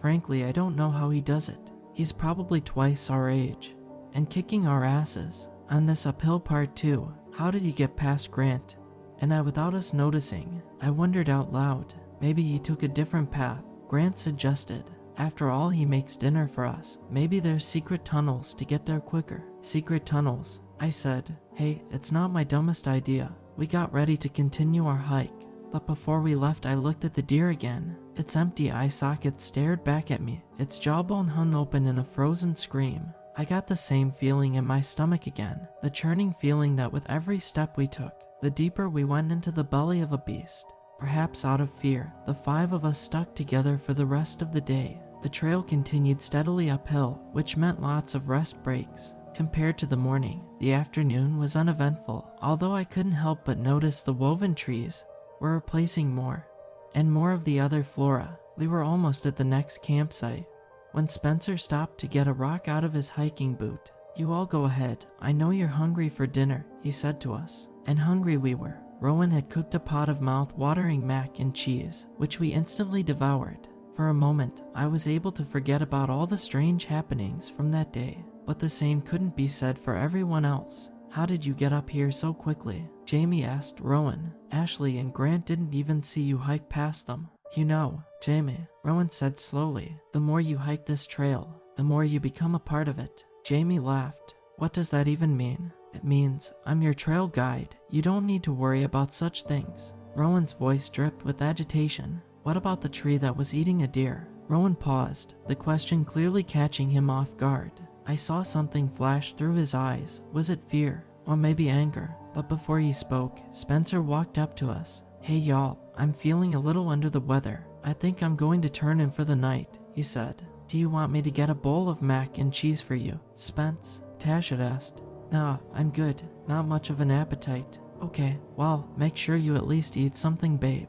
We sat around the fire and chatted through the evening, but a lot of the energy that we'd had the first night was gone. Rowan kept much more to himself this time, as if he'd gotten sick of us. Soon, Tasha retreated to her tent to take care of Spencer, and a few minutes later Rowan left to his, leaving Grant, Jamie, and I. Is it just me, or is something up with him? Jamie asked us once Rowan was out of earshot. By that point it was almost dark. I mean, there's clearly something he knows that we don't. Honestly, he's the least of our worries right now. This forest is weird as hell, I said. Very true. Jamie glanced upward. Look up. Still no stars in the sky. Grant.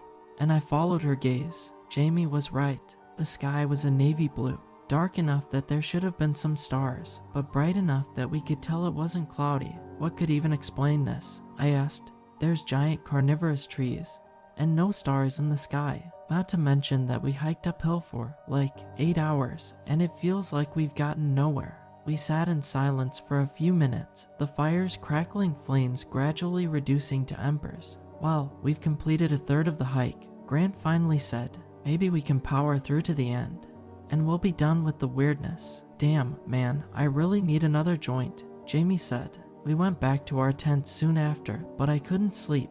I tossed and turned. the events of the day replaying itself in my head. All of this weirdness was too complicated, a math equation 3 grades too high for me to understand. Wherever we were, clearly the rules here were different from the outside world. While I prayed everything would turn out alright, my mind kept wandering back to the lifeless eye sockets of the deer, wondering if it was an omen for what waited ahead. The next morning, I woke to the sound of Tasha screaming. "What do you mean he decided to leave?"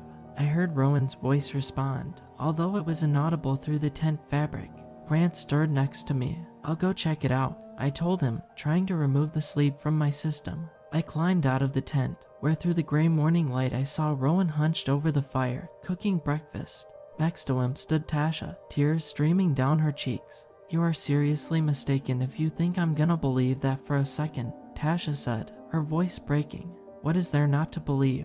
He did what I told you," Rowan said simply. "BS." Tasha kicked over the pan, spilling half-made powdered eggs all over the ground. Rowan didn't even flinch. I looked to my right and saw Jamie watching from her tent. We locked eyes and mouthed "what the hell" to each other. "If you don't want breakfast, fine by me," Rowan said. "I'll see you tonight at the next campsite." He began to put on his backpack. "Wait," I called. "What the hell happened?" Rowan looked at me. "Last night, Spencer opted to leave. He was feeling sick." Rowan's voice was monotone, like he was reading from a script. We walked to a nearby road, where park officials picked him up, and without another word, Rowan started down the trail, leaving looks of disbelief on our faces. Jamie and I walked to Tasha. She stood by the fire, fists clenched, watching Rowan as he left. She seemed to consider following him, but remained still. "What happened to Spencer?" Jamie asked, her voice hushed. The tears started flowing. "I don't know," Tasha wailed. "He slept before me because he was feeling sick. I fell asleep right after, and then when I woke up, he was gone, along with all of his stuff." "You don't think he left because he was feeling sick?" Jamie asked. "No, I would have heard him packing up, and he would have at least given me a goodbye if he wanted to leave."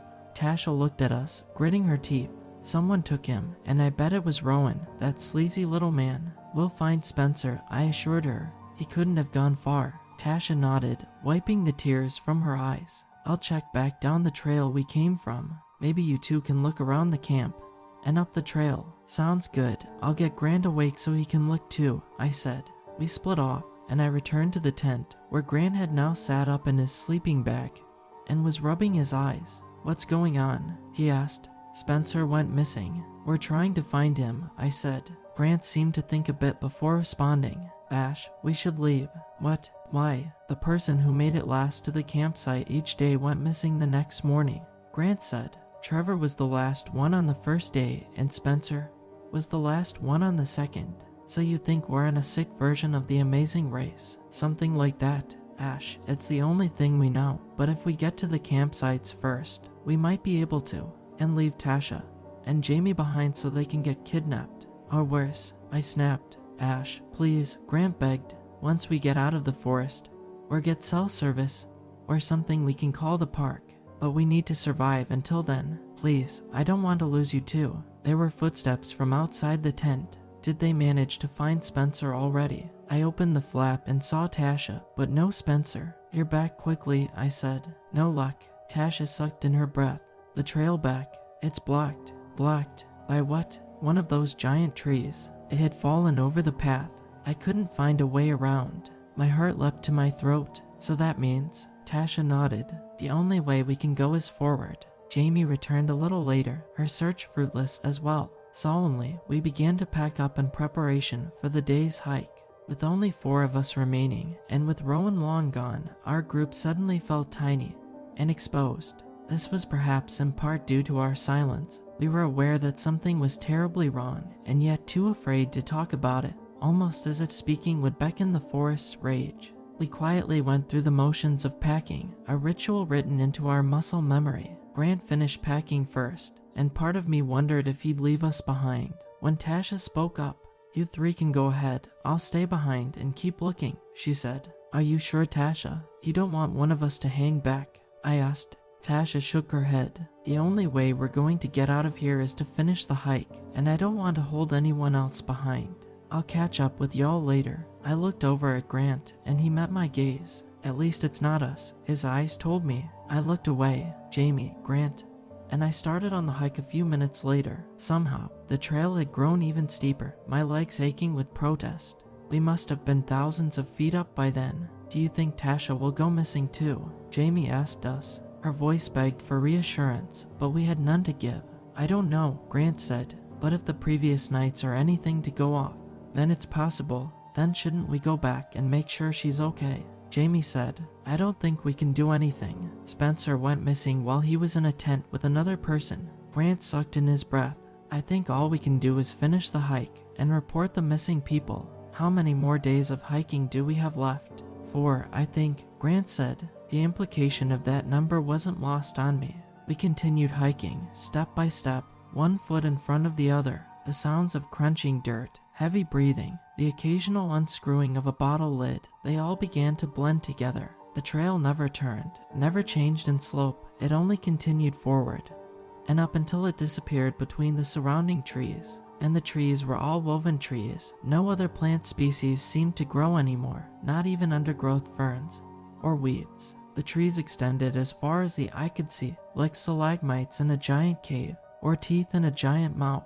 The day was long, hot, and exhausting. We ran out of water partway through since Rowan usually filled our bottles for us during meals. The lack of a breakfast that morning also ensured our energy quickly depleted. We ate all the remaining dried fruit and granola bars from our packs, but even that wasn't enough to stave off exhaustion. Finally, we reached the campsite, with Rowan standing over the fire, cooking like usual. Welcome, Rowan said with a suspiciously normal voice. Dinner will be ready soon. Feel free to unwind and stop being fake with us. Jamie interrupted. We know what kind of game you're playing, and we know what you're doing with our friends. Oh, do you now? Rowan said, his expression unchanging. If this is how you want to speak, I can always leave you behind to starve.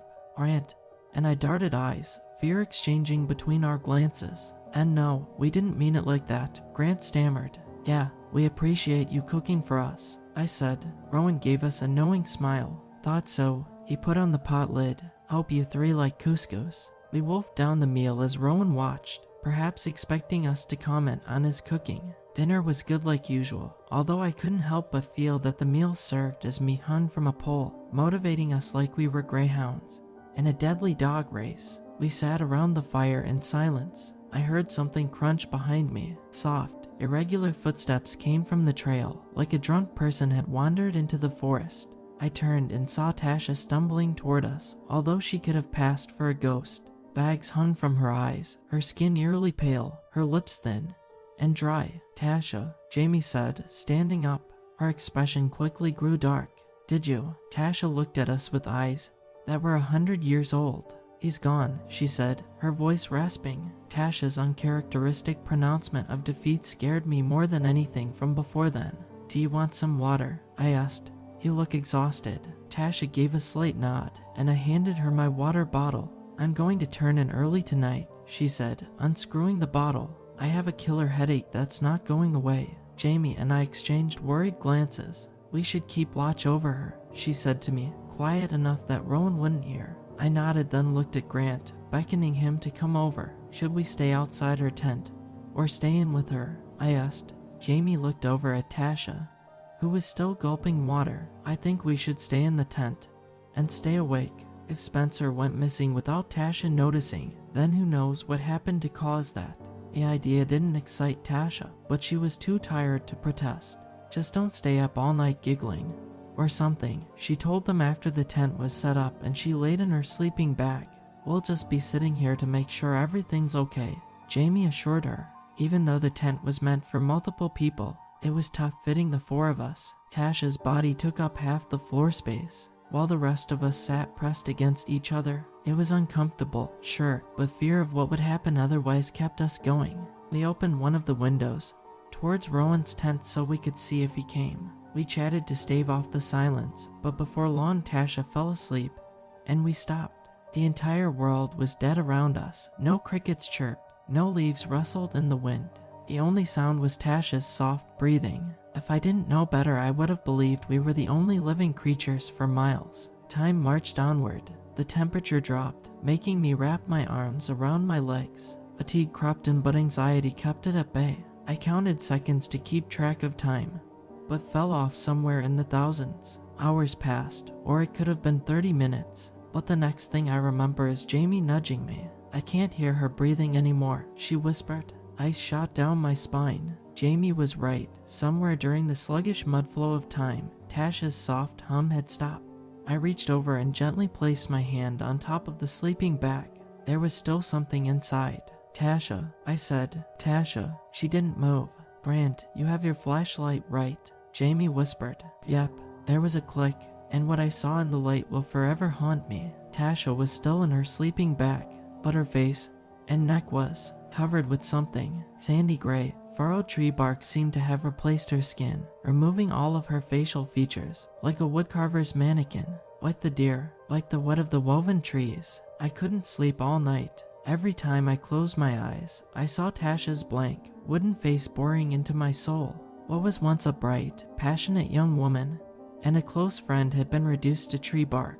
Knowing that Trevor and Spencer had likely met the same fate, I wanted to cry but was too numb to feel. The full realization had yet to hit, but I could see it barreling towards me in slow motion. There's no way half of our group just died, right? My mind frantically searched for answers, an alternative explanation, but instead all it came up with was the dead deer fused to the tree. The events immediately after we saw Tasha's body are a blur to me. Someone screamed. Maybe it was me. I think Jamie tried peeling the bark off to no avail, then tried CPR. Knowing he likely wouldn't help, we woke Rowan, but while doing so Tasha's body disappeared. Rowan didn't even bother lying to us. He just returned to his tent. Jamie tried tackling him, but he easily tossed her aside. You're the one I'm looking the most forward to, he'd said to her, before disappearing into the tent. I felt Grant nudge me. I opened my eyes, although I'm not sure if they were closed to begin with.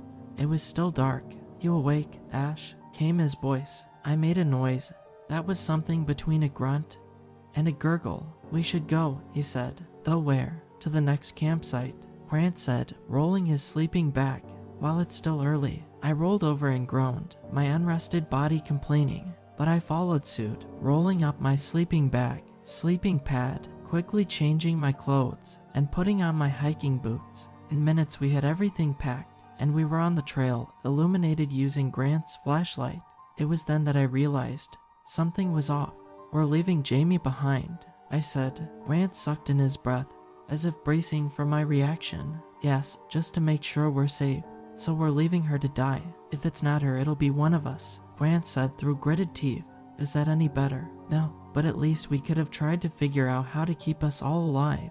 Ash, we know the rules of this game now. There's nothing left to figure out. You don't know that. The three of us could have come up with something, and now we're not going to try. It doesn't matter now. I made sure she wouldn't catch up to us, Grant said. It was then that I noticed the faint but distinct smell of lighter fluid coming from his clothes. Grant, what do you mean by that? I asked, my stomach twisting. Even through the faint morning light I could see Grant grimace. All of her stuff.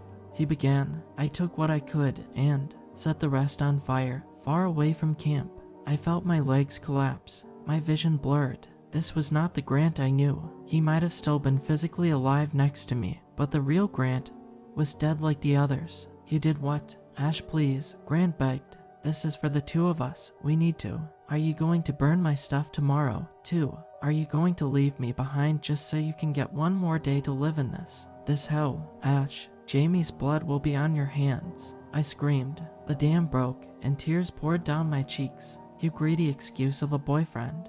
We were both silent, as the weight of my words set in. Between my sobbing gasps for breath, I could hear Grant crying as well. My head pounded, maybe from dehydration, exhaustion, anger, or a mix of all three. Regret began to fill me, but I couldn't muster the courage to apologize. 3 days of hiking stress poured onto the trail in a muddy river. Our sobs echoed through the cold, silent, cursed forest that surrounded us. I planned to propose to you, Grant finally said, his voice strained. When we got to the top, on the 4th day of the hike, today, I wanted that to make me happy, but it didn't. Even after everything that happened, I asked, if these truly are our final days, then I might have, yeah.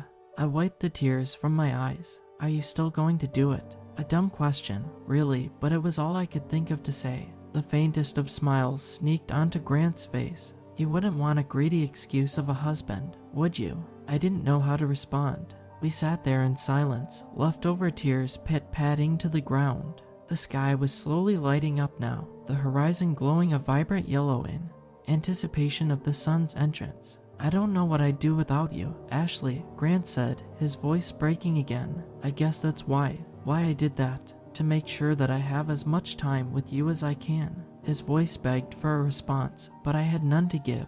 I'm sorry, running won't work, I said. Grant lowered his head. I know, but it was the only thing I could think of. There's 3 more nights, I said. Either we die doing what Rowan wants, or we die trying to escape.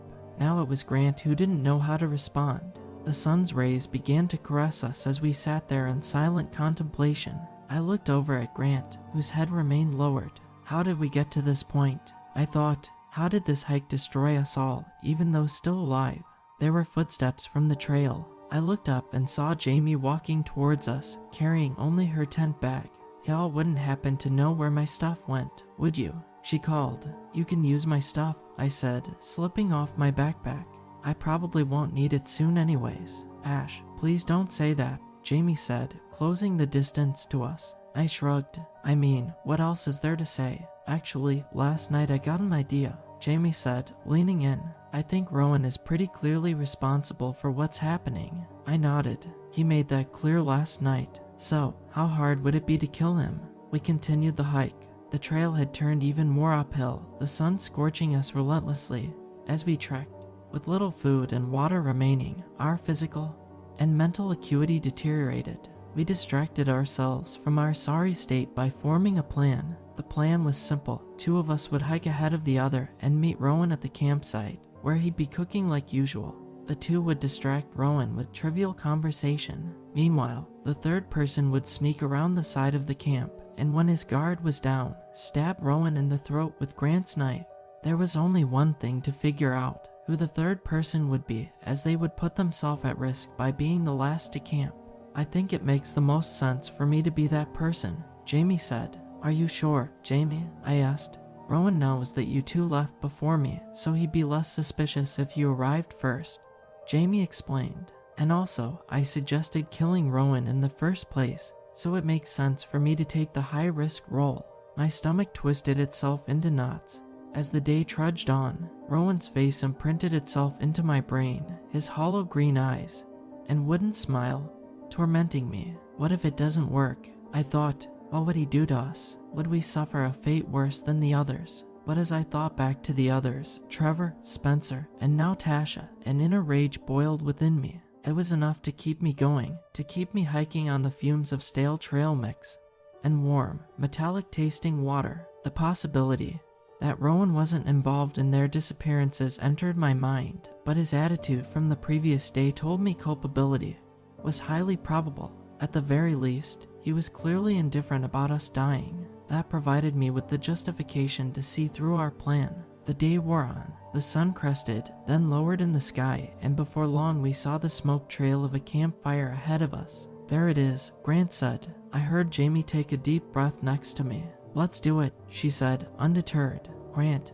And I marched up, my legs threatening to collapse from anxiety. Rowan was at the fire, as expected, cooking something that smelled like fish. Welcome, he called to us. Only 2 more days after today. Isn't that exciting? I can't believe it's almost done already, I said with an unconvincing smile. You should see some of the pictures we got today, Grant said, standing close to Rowan. He pulled out his plastic bag of photos. There are woven trees everywhere. It was hard not to stop and take a picture of every single one. While Grant showed Rowan through the many photos he'd taken, I began setting up my tent close to the fire, making sure to create plenty of noise.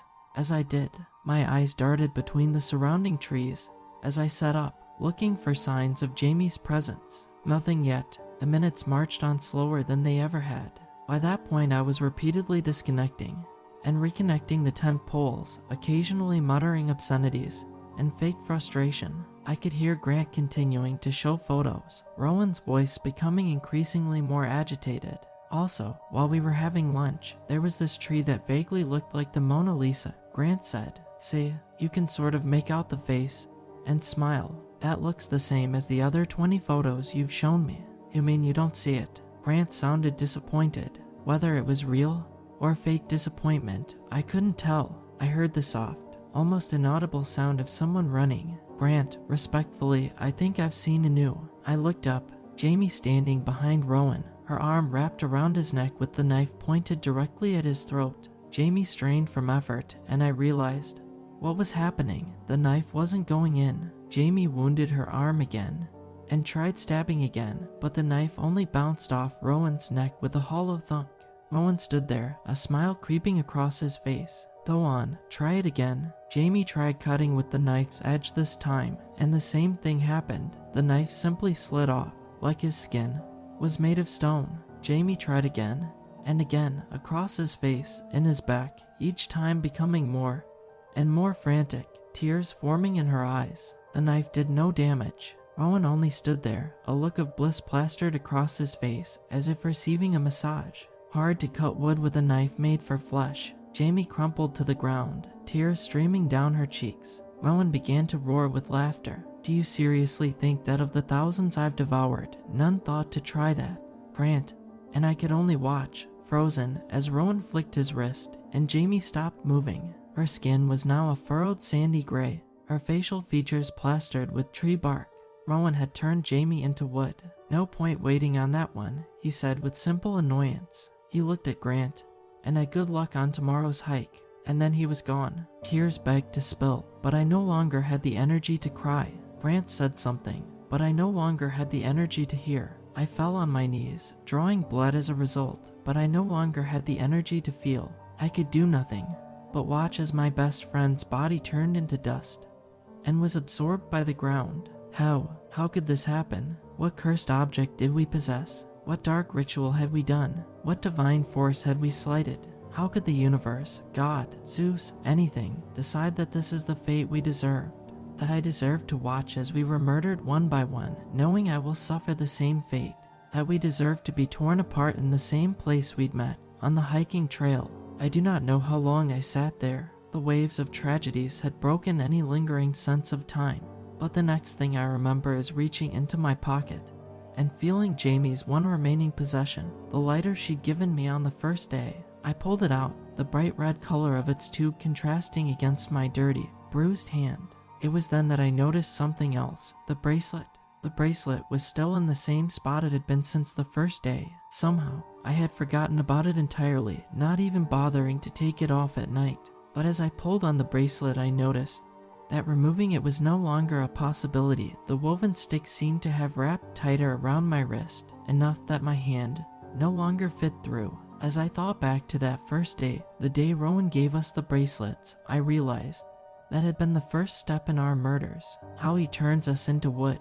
An idea surfaced, but it would be risky. Then again, risk was all I had left to bet on, right? I heard Grant walk up behind me. Ash, I need to tell you something. I'm going to stay behind, he said. You deserve an extra day more than me. What's an extra day worth if I can't spend it with you? I couldn't see his face, but I knew he was smiling. I thought about what you said, and you were right. I played the game Rowan wanted us to play. Grant sat in the dirt next to me. You did what you thought was best for us, I said, at the expense of Jamie.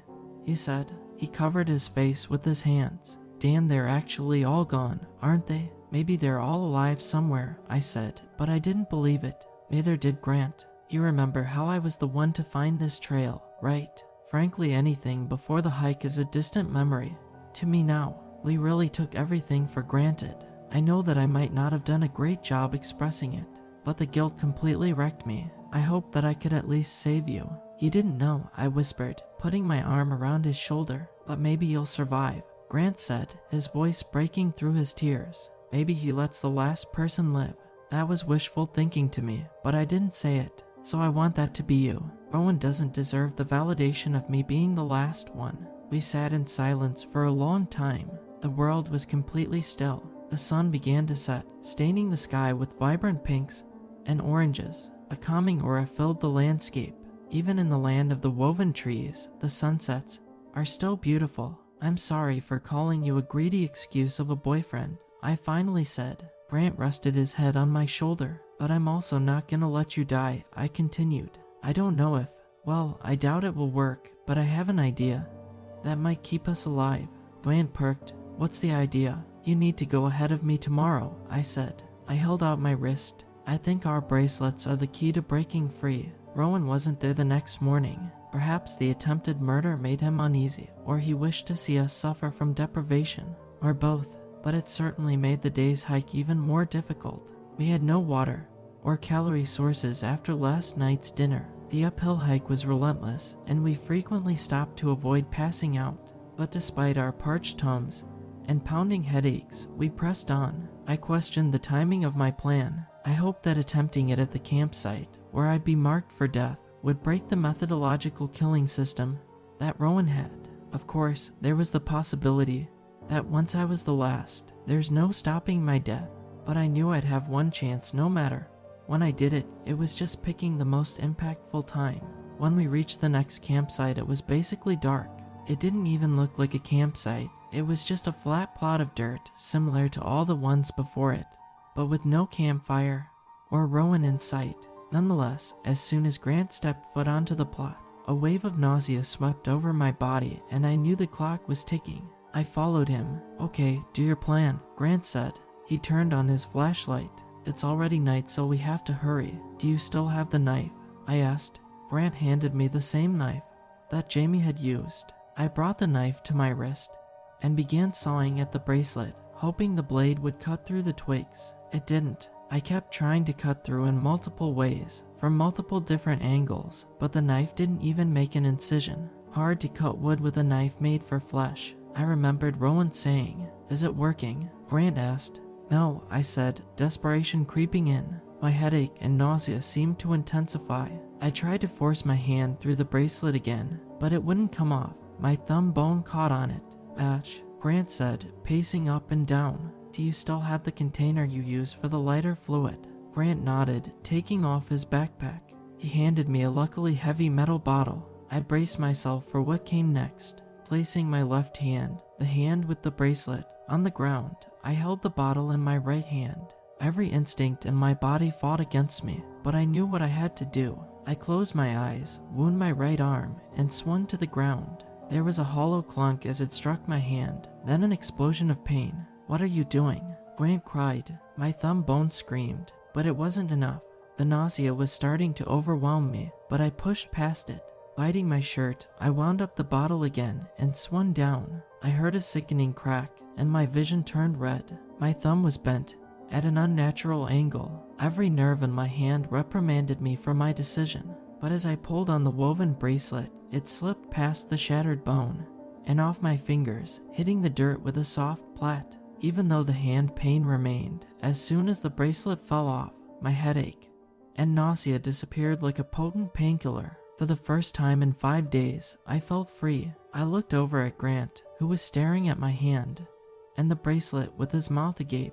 I was about to speak when I saw a shadow moving behind him.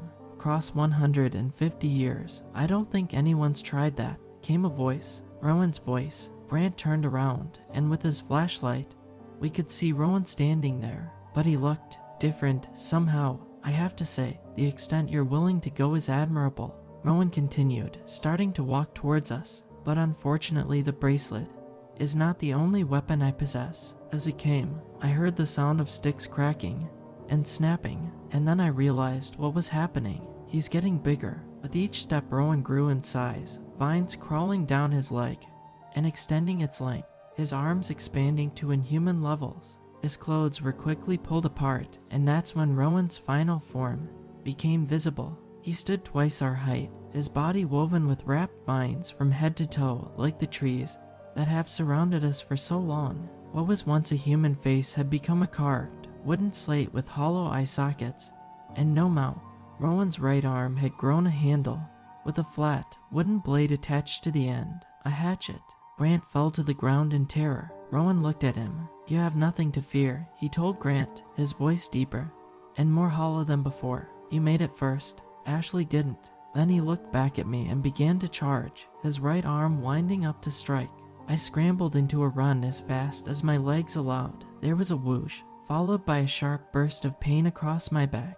Rowan's hatchet had grazed me. If I were a second slower, it would have sliced my spine. I barreled into the darkening forest, my left hand hanging limply by my side, my right arm still carrying the lighter fluid. Blood soaked the back of my shirt, but adrenaline overrode any pain I might have felt. I ran as fast as I could in spite of the 5 days of hiking, the shadowy forms of woven trees streaking past my vision. Gradually, the creaking sound of Rowan chasing me began to fade, but I did not stop.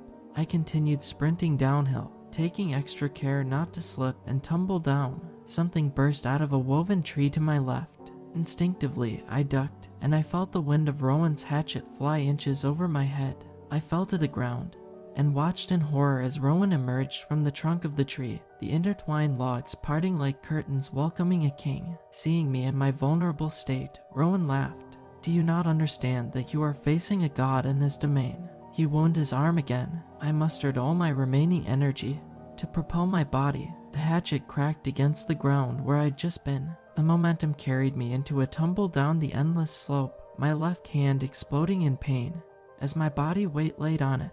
As I rolled, I saw Rowan standing, watching, and even though he had no mouth, I could tell he was smiling. I eventually came to a stop against a tree, where I quickly got up in fear of Rowan emerging again. Through the haze of my pain, I saw something lying on the ground, the lighter fluid I'd been holding, which had slid down the hill alongside me. I reached into my pocket, felt Jamie's lighter, which had somehow stayed in, and a plan began to form. I grabbed the lighter fluid bottle with my good hand and unscrewed the cap with my teeth.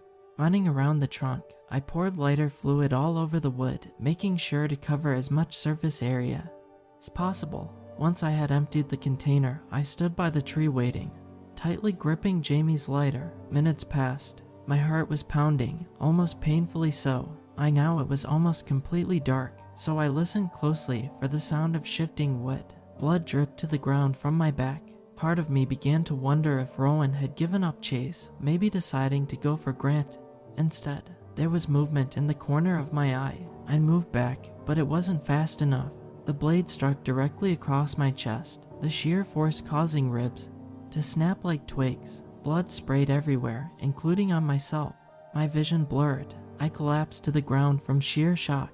In the haze of pain, I heard the sound of Rowan emerging from the tree, the scraping of thousands of sticks rubbing together. I heard him walk up to me and say something, and then a creaking sound as he wound his hatchet. With all my remaining strength, I raised my right arm, which was still clutching the lighter. I felt my hand touch the fluid-soaked trunk of the tree, and then I switched on the lighter. I felt heat as the trunk burst into flame. Orange light flooded my vision, and then I heard a sound. It took me some time to realize but I think it was the sound of Rowan screaming. Despite the pain, I managed to lift my head. I saw Rowan's figure dancing in front of me, fire engulfing his entire body. He was trying to put the flames out. It was futile. Eventually, the flames died down, having consumed all of their fuel, and Rowan fell to the ground as a charred husk.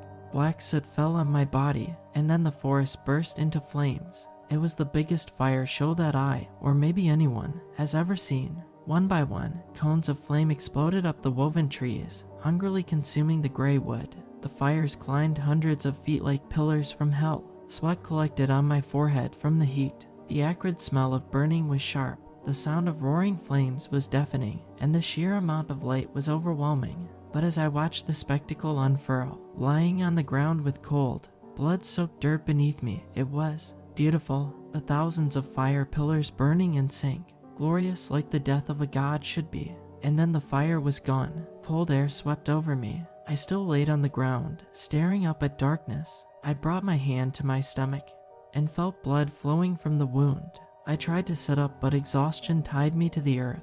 I wondered if I would die like this, having defeated Rowan yet doomed to be his final victim. But as I lay there, taking deep, painful breaths, I noticed something. Crickets. They sang a chorus I didn't know I missed. Yet as I listened, I felt peace. My eyes adjusted to the darkness, and the night sky came into focus. And as I gazed upon the heavens, littered with thousands of twinkling stars, I realized I made it. I made it out of the forest. Consciousness began to slip away, yet I smiled, embracing my fate. Someone ran over. "Grant, oh my God, we need to get you to a hospital." he said when he saw me. He pulled out his phone. The others, I mustered despite the pain of my broken ribs. I don't know. I couldn't find them, he said, putting the phone to his ear. We can report them missing. Maybe they'll be found. But something told me they were gone. And as I bathed in the starlight, I realized what it was. Maybe the blood loss was playing tricks on my mind. But beyond the night sky, I felt thousands of souls escape to a final slumber, my friends included. And, for the first time in what felt like an eternity, I cried.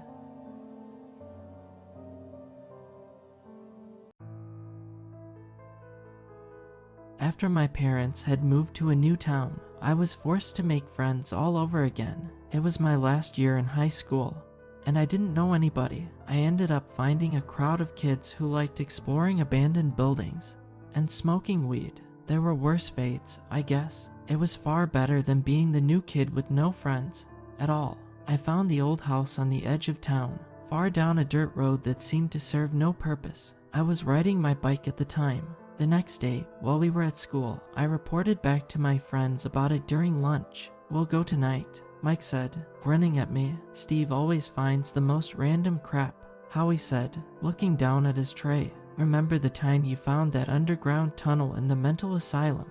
"Yeah," I responded. "That was pretty bizarre, but this new house would be far stranger than anything before." 4 of us ended up going. Mike was always the leader and also the only one with the car. His parents were wealthier than any of ours and had bought him a Cadillac on his 16th birthday. He was also the giant among us, standing well over 6 feet tall. Howie was chubby and short. He was always cracking jokes at the worst possible time and getting in trouble, but I loved having him around. He was always in a good mood, always trying to raise everyone's spirits. And then there was Lillian. She was, by far, the smartest among us. She came out with us sometimes, always wearing goth clothing. This week, her hair was dyed black with red streaks down it. Next week, it would probably be something totally different. They pulled up in front of the house, Mike squinting at it through the windshield of his Cadillac. "Holy hell, that place is huge," he said. In the dark, all I could see was its silhouette. Everyone else stayed silent, simply staring at the place. A chill ran down my spine. In the dark, it seemed far more ominous than it had in the bright afternoon. "I hope we don't find a family of inbred meth heads living in there," Howie said. "What is this road even for? There are no other houses on it. It doesn't seem to go anywhere." I had wondered the same thing. We all got out of the car, gathering our supplies. Each of us had a headlamp we usually used for nighttime explorations. Turning them all on, the yard lit up all at once. In front of the house, across the massive, unkempt yard, I saw a sign I had missed the first time I had driven by this place on my bike. "Absolutely no trespassing. Trespassers will be absorbed." "What the hell?" Howie said, laughing. "Trespassers will be absorbed. That's a new one. Absorbed into what? The cosmic soul? Hell, or maybe the Russian military." I looked around, feeling watched. In the forest next to the house, I saw a pair of white eyes, low to the ground. Whatever it was skittered away as soon as I turned my headlamp towards it. Probably just a possum, I thought to myself. That sign is likely just someone's idea. "The joke," Mike said, putting his massive hand on Howie's back. "Why don't you go first, motor mouth?" Howie looked up at Mike, a look of concern crossing his fat, jovial face for a moment. Then he turned towards the house and began walking. We followed close behind him. I was next to Lillian. "You grew up in this town, right?" I asked her. She nodded. "Have you ever heard of this place, or this road?" I thought back to the faded road sign we had seen when we pulled onto it. I think it said Gnawbone Road. She frowned slightly. "No, but this town's nearly a few hundred years old," she said, pushing a strand of hair out of her face. "There's probably a lot of places like this we don't know about. One time, before you moved here, we found an entire graveyard in the forest. The trees and brush had nearly reclaimed it, but there were still dozens of tombstones, mostly intact. There wasn't even a trail to it. It was like the whole thing had simply been forgotten and left to nature." By this point, Howie had reached the house, going up the rickety, creaking stairs. The front porch wrapped around the house. Old Victorian turrets stood high, blocking out the stars and the dark, nighttime clouds. The peeling red paint of the house had mostly been worn away over time, leaving stained wooden boards peeking out underneath. We followed close behind. I saw an old rocking chair on the porch, still moving back and forth. Must be the wind, I thought. Howie put his hand on the doorknob. For a moment, I hoped that it would simply be locked, and then we could just turn around and forget about this whole thing. But it wasn't. The door opened silently, swinging in. Holy crap, Mike said behind him, looking over Howie's head into the darkness. His headlamp moved up and down as he checked out the front chamber. Look at the size of that chandelier. Lillian and I moved up close behind him.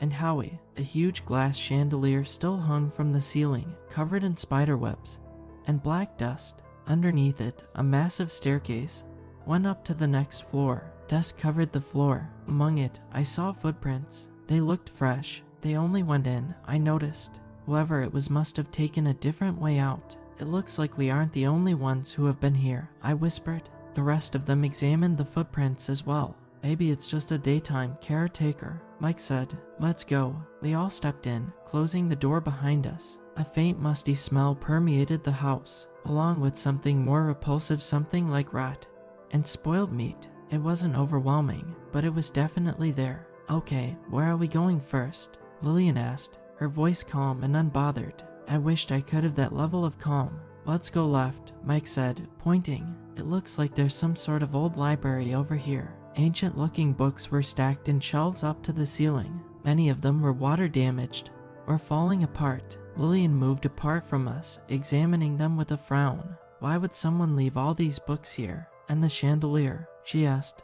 I shrugged, coming up next to her. Maybe all that stuff is just worthless, I said, and not a single homeless person or kid has come here to steal the stuff they left behind. She said. She had a good point. She pulled out a random book. Looking over her shoulder, I saw the title, Human Sacrifice, and the black arts. The one next to it on the shelf read, The Teachings of Moloch. Pretty weird, I said, but Lillian was no longer listening to me. She had opened the book and was reading it with wide eyes. Turning around, I saw Mike and Howie had gone. Oh damn, Lillian, I whispered. We lost them. How in the hell could we lose them? They were just right here. And then I heard screaming coming from another room nearby. She dropped the book and we began to run, turning our headlamps this way and that. We ran into the kitchen and saw Mike sprawled across an old table, his throat slashed from ear to ear. He was still alive, gurgling, his eyes frantically moving from one end of the room to another.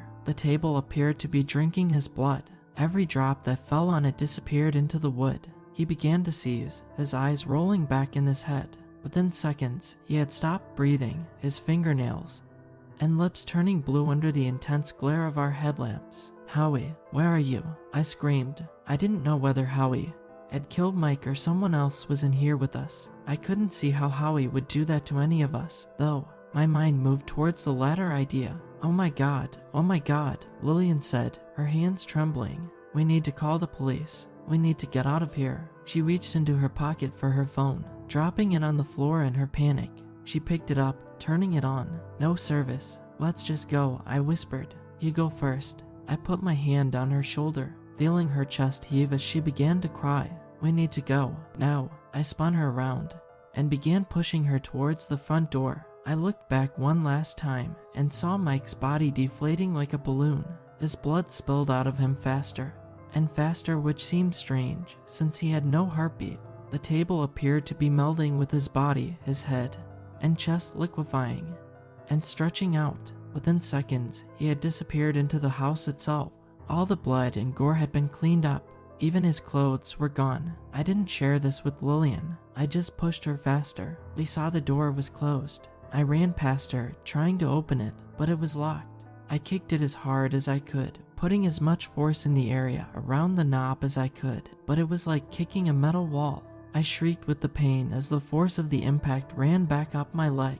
I checked my phone, my hands trembling. It said there were 0 bars in the house. I tried to send a text out anyways, first to 911, then to my parents. Both failed to send. Perhaps it was the fact that we were in the middle of nowhere, or perhaps the house had some sort of metal that interfered with cell reception. But it seemed no help was coming. Lillian began to cry harder. No help is coming, no help. She sobbed. Get it together, I said through gritted teeth. We aren't dying here. We have to find Howie and get all 3 of us out together. Do you have a weapon on you? She shook her head. Then she pulled out a lighter. That's not really a weapon, Lillian. Maybe if we start a fire in the house, then people will see it, and help will come, she said. With us inside? I asked, aghast. I don't know, she said, crying harder. I don't want to die here, Steve. It isn't supposed to be like this. I put my hand on her shoulder. Let's go explore and find another way out, I said. Then I thought of the windows. Maybe we can smash our way out of the windows. She perked up at this. There was a fireplace in the library. I think there was an old fire poker set next to it.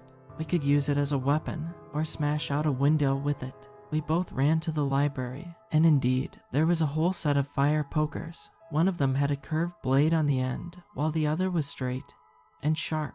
I gave her the sharp one and pointed to the front window. Try it, I said, my hopes soaring. She grabbed the fire poker, bringing it back like a baseball bat. She swung with all of her might. Just like the door, it bounced off, the sound of ringing metal echoing through the room. She yelped in pain. It's like some sort of bulletproof plexiglass or something, she yelled. What is this place? Grab the poker anyways, I said. It's time to explore the upstairs. We trudged through the eerie darkness, shadows bobbing and dancing across the hall as we made our way to the ornate staircase. Grabbing it with one hand, I slowly started to ascend.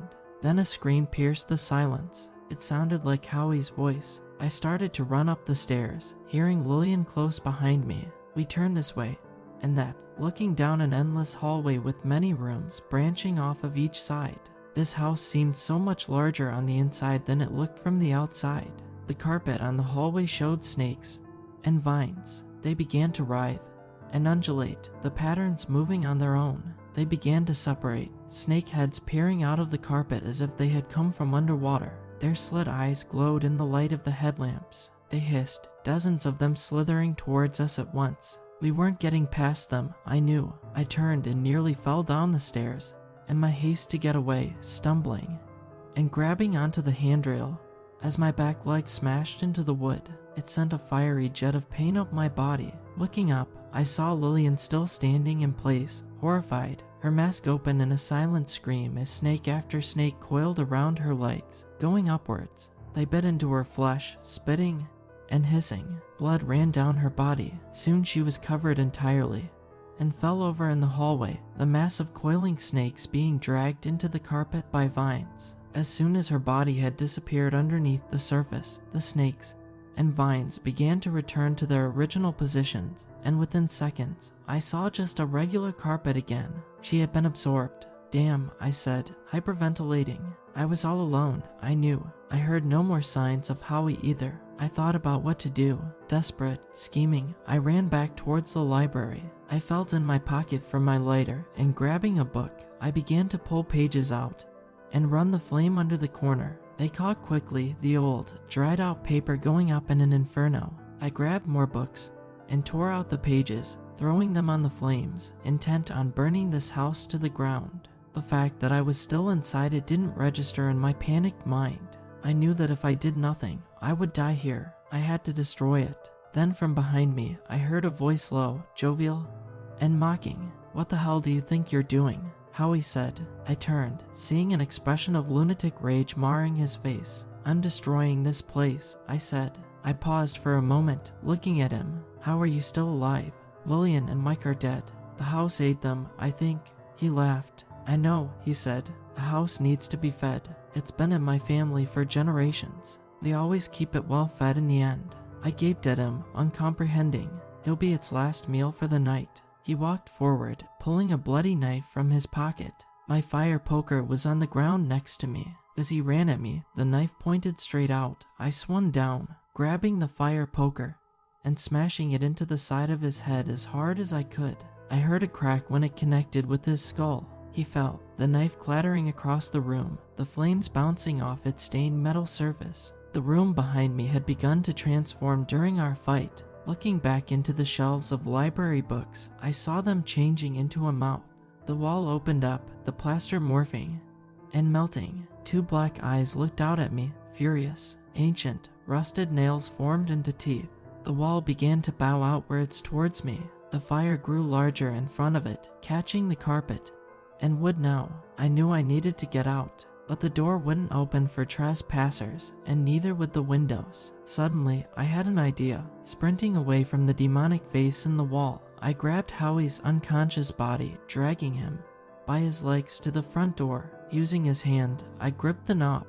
With a prayer, I tried to turn it and the door flew open. Since he wasn't a trespasser, the house wouldn't keep him locked in. Looking back at his unconscious body one last time, I swung the fire poker down on his head. I heard another crack as the side of his skull gave way, a jet of blood pouring out through the hole. I threw the weapon into the hall, running back towards the car. I tried the door, realizing it was locked. Mike had the keys on him when he had been absorbed. Watching the house turn into a blazing inferno behind me, I began to walk down the dirt road, dirty, disheveled, and frightened, but alive.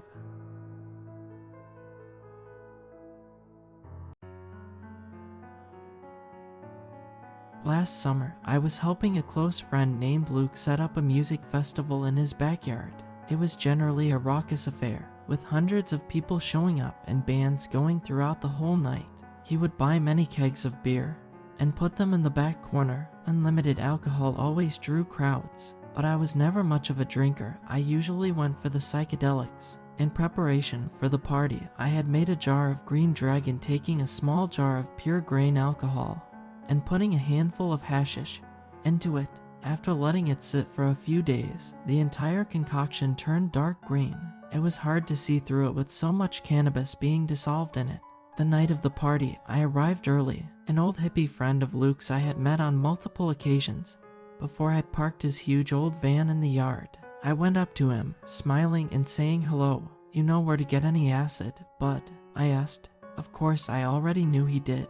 He smiled back, pulling out sheets of blotter from his van, still wrapped tightly in tinfoil. "Be careful," he said as he handed some to me, and I gave him the money. "That stuff is strong. White fluff from the rainbow family." "Yeah, okay," I said, shoving 7 hits into my mouth as I walked away. There are some people who, when getting psychedelics, like to try out small doses and see how strong they are before moving to more heroic doses. I was never one of those people. I was more of the Hunter S. Thompson mindset, eating a handful of blotter and asking crazily, "How long do I have?" Then I took the Green Dragon and started mixing a drink with the ingredients I had brought. I loved pina coladas and blue Hawaiis and other tropical drinks. I decided on a blue Hawaii, except with Green Dragon replacing the usual rum.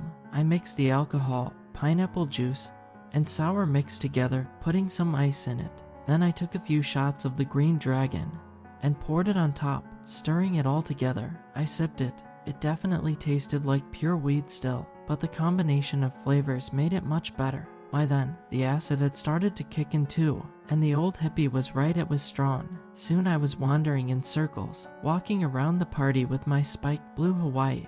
I was tripping so hard by this point that it was nearly impossible to carry on a conversation with anyone. It was hard to even remember what I was trying to do or where I was going. A massive sense of deja vu overtook me. The hills in my friend's backyard were going up and down, like they were dancing in time with the music.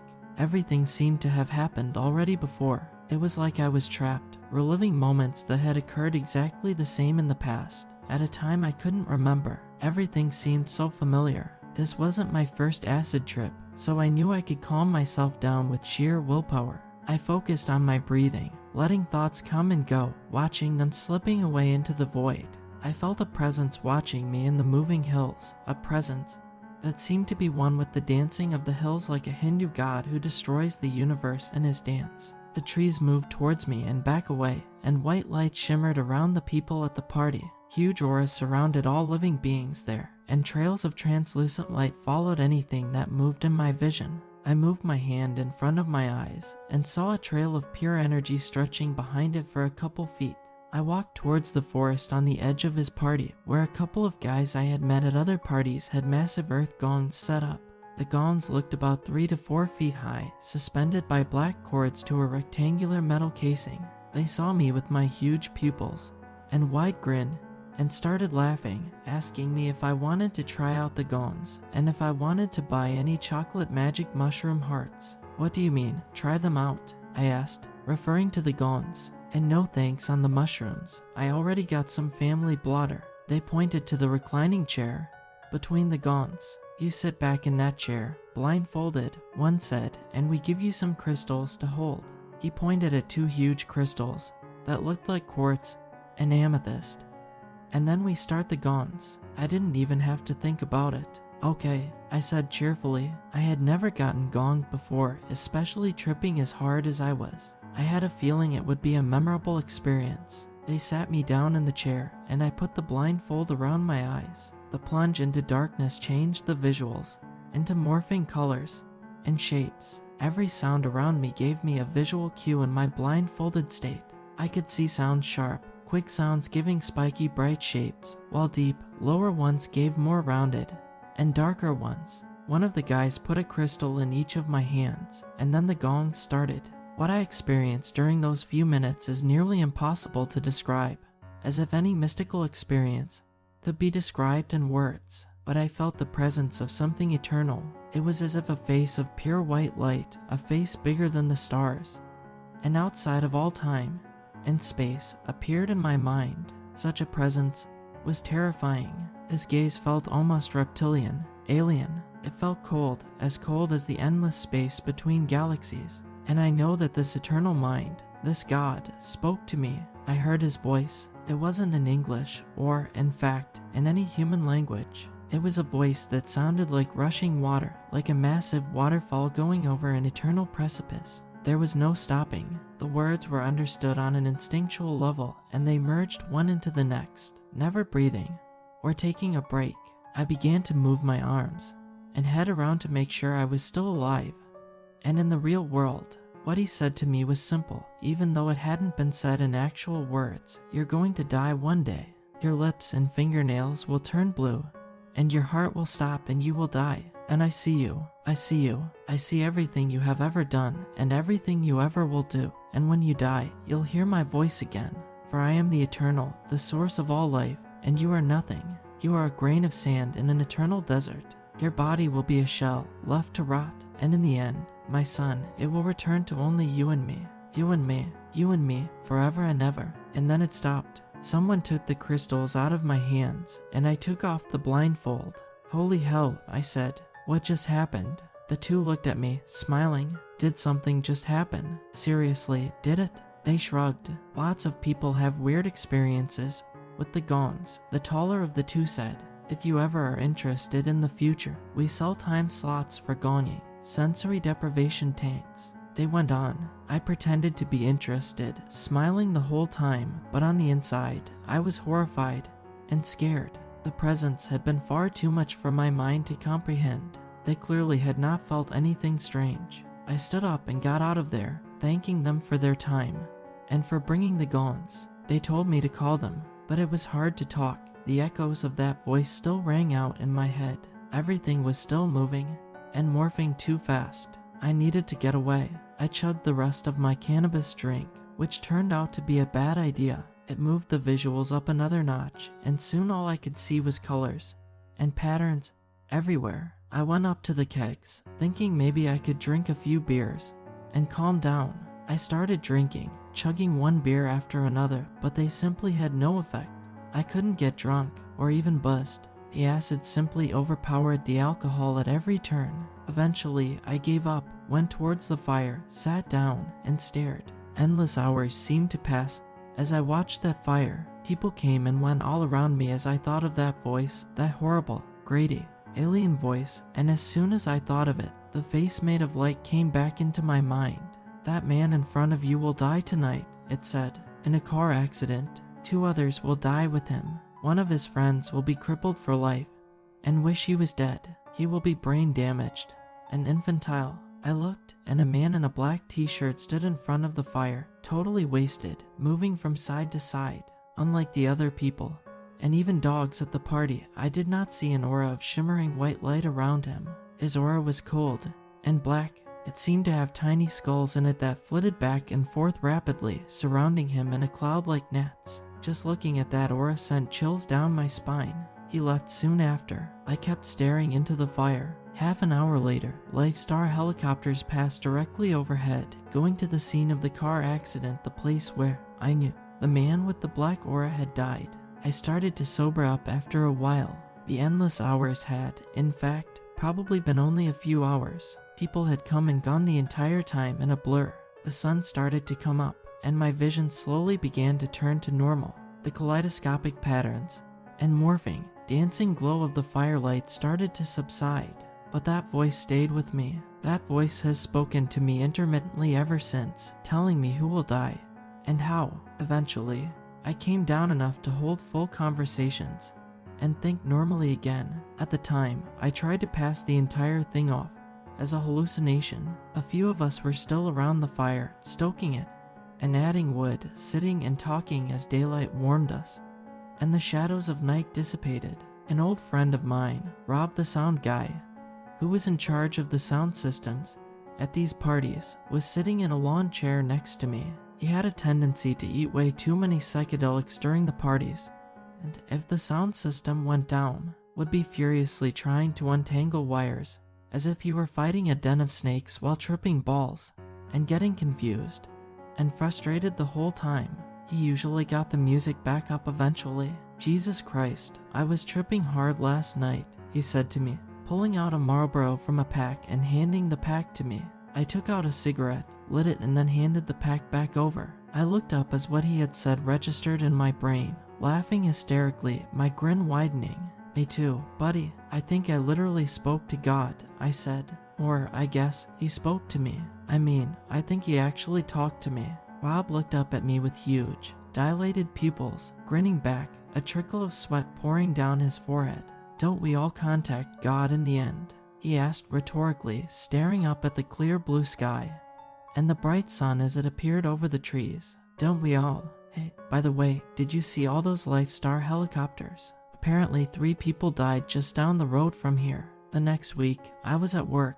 An old friend of mine, Jeremiah, worked next to me. We were at the restaurant, preparing meals for people, the same crappy job I had worked through most of college. Then I felt that voice come into my mind. As I looked over, "He will try to kill his girlfriend tonight. When he finds her cheating," it said in its strange deep language, the sounds melting one into the next. I felt the color drain from my face as I thought about it. What if I could stop what the voice said? What if it told me so I could save people? It was an idea I honestly hadn't considered. I turned to Jeremiah, smiling. "Hey, you want to hang out after work tonight?" I asked. "Smoke some weed or something. Maybe play some video games." "Sure, buddy," he said. "You can come over for a while." We ended up getting out earlier than usual due to the place being empty, and so I ended up walking him out after work and following him to his place in my car. We pulled up to his apartment and saw all the lights were on. Jeremiah pulled his key out of his pocket, sliding it hesitantly in the lock. He opened the door slowly, as if he knew deep down that something was wrong. There, in the living room, was his girlfriend, naked with another man. Jeremiah froze in place, his mouth dropping open in surprise. Then he roared in anger, pulling out a box cutter from his pocket and flicking it open. I tried to grab his hand, but he had gone totally feral and insane. He sliced me across the arm and punched me in the stomach, then turned and ran towards his girlfriend with the box cutter. Time seemed to pass in slow motion as he flicked it across her throat, putting all of his considerable body weight into the cut, and a waterfall of blood came pouring out onto her body and the white couch below. He turned to the naked man, who was getting up and putting his hands up, trying to sputter some excuse or apology. Jeremiah slit the box cutter across his belly. The man shrieked, using his hands to try to hold his guts in. I could see the man's intestines from the gaping hole as Jeremiah raised the box cutter and slit the naked man's throat as well. There was blood everywhere, and more was pouring out of the 2 naked bodies. As they quickly bled to death, they began to seize and spasm on the couch, inhaling large quantities of their own blood and coughing it back out. It frothed and dripped across their lips as they took their last breaths. I turned around and ran, my arm bleeding and dripping on the ground behind me the entire time. Every time I closed my eyes, all I saw was those white walls and that white couch covered in so much blood. I heard police and ambulance sirens fly by soon after going to the murder scene. I ended up having to drive myself to the hospital to get my arm stitched up. But it wasn't the last time I tried to change the horrible fates the voice warned me about. Every time I try, something happens to counteract me. I even tried bringing a pistol one time to save a random man from the city who the voice told me would die in an armed robbery, but my gun misfired. The robber killed him and got away, and I ended up being just a witness to another horrific death. I was lucky not to be shot myself. It is like it is fate, written and set in stone, and I cannot change it. But this afternoon, something new finally happened. The voice talked about me. I was sitting on the porch, reading, trying to take my mind off of the gruesome deaths I had witnessed, and then it came. Like grating metal, it broke into my mind. Its tone seemed especially insectile, reptilian and mocking this time. It rushed through my consciousness, deep and low, continuous, the white light of the eternal face that appeared blinding my third eye, the echoes of the voice drifting off eternally, into the deep recesses of my mind. You will die tonight. You will run into a serial killer who will torture and kill you. Your death will be truly horrible. He will leave you bleeding and in agony, and you will die alone. Hopefully, I can change the prophecy of the voice just this one time, because the sun is setting and I still don't have a plan.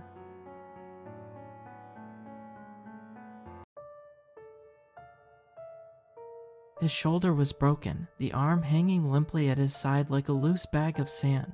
Sweat forced itself out of the pores on his face, and skin peeled off the burns on his hands. It wasn't a good position to be in under the circumstances, and the situation didn't seem likely to improve.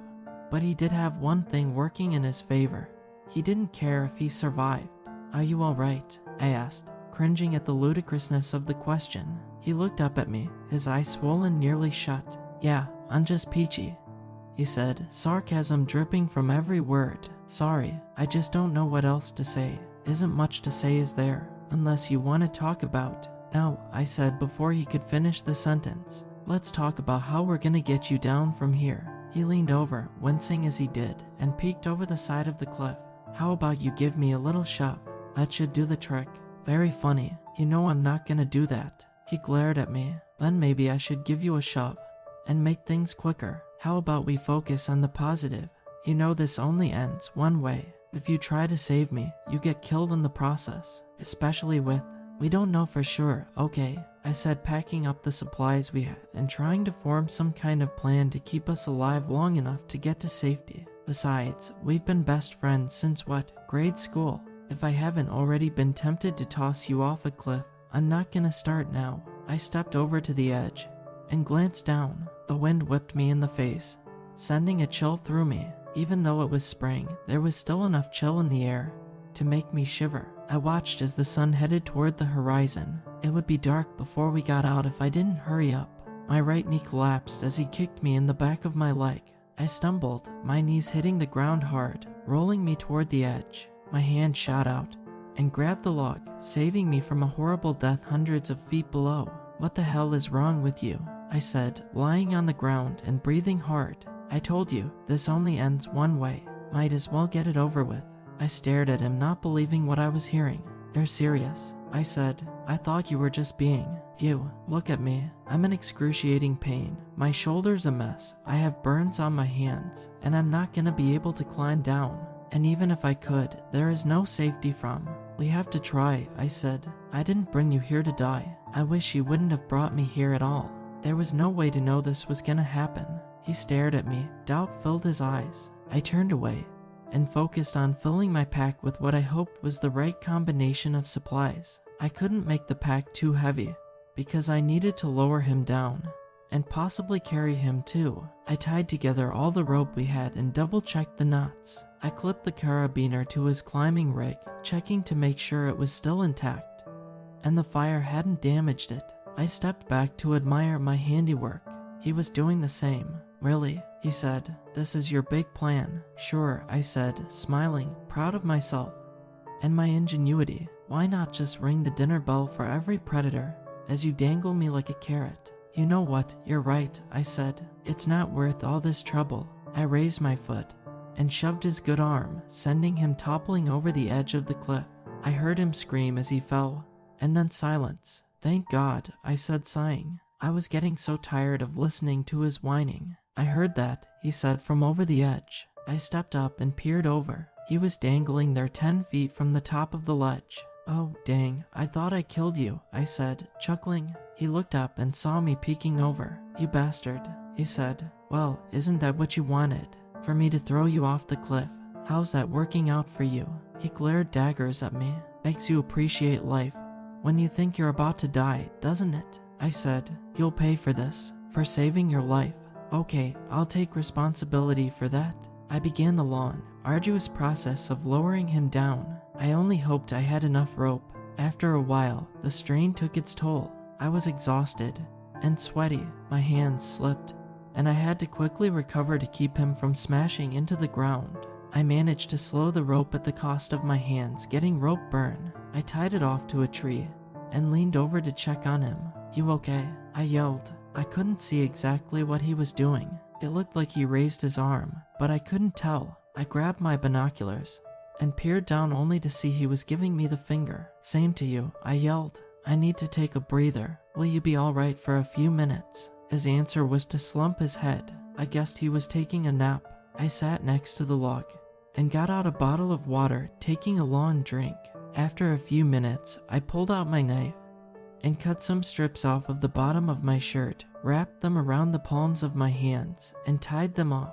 Why didn't I think of that before I started lowering him? I thought I was about to start another session of lowering when I saw the rope vibrating. "That's weird," I thought. "What are you doing down there?" I yelled, stepping to the edge and looking down. My spine turned to ice when I saw nothing. He wasn't there. "Adrian," I yelled. No response. "Adrian," I yelled again, quickly pushing away thoughts of the Rocky movies. I pulled the rope and it came up with no resistance. I reeled in the entire length, and at the end, there was no sign of Adrian. The rope didn't look like it had been cut. It looked like it had been torn or chewed. I stared at it for a long time. Memories of the horrible events that led up to this moment overwhelmed me. I collapsed to the ground in fear. My eyes darted around like my head was on a swivel. Every tree became a hiding place for that thing.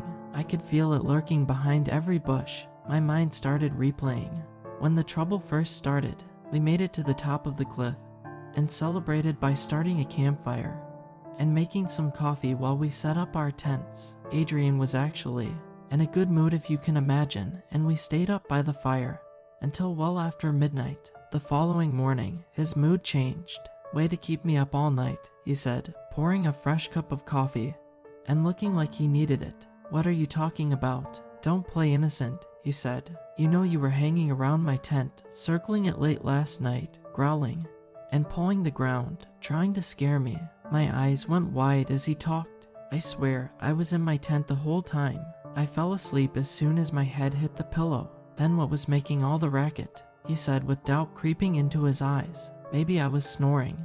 And you heard that?" "Trust me, this wasn't a snore." "Well, if it wasn't me, then..." I narrowed my eyes at him. "Wait a minute, I know what you're doing." "What am I doing?" he said, looking at his coffee cup. "You're trying to scare me with some campfire ghost story, hoping I'll wig out. I'm telling you, it's not some campfire story, it really happened." "Yeah, okay," I said, making it clear that I didn't believe a single word. "I mean it," he said, starting to get angry. Okay, I said. "Don't get your panties in a bunch. You better," he started saying, and then stopped. His eyes were focused on something behind me. "I'm not falling for that," I said, refusing to look until I heard a branch snap behind me. I turned and saw. I shook my head to clear the memory. "I don't want to think about that right now," I told myself. "I need to focus on finding out what happened to Adrian."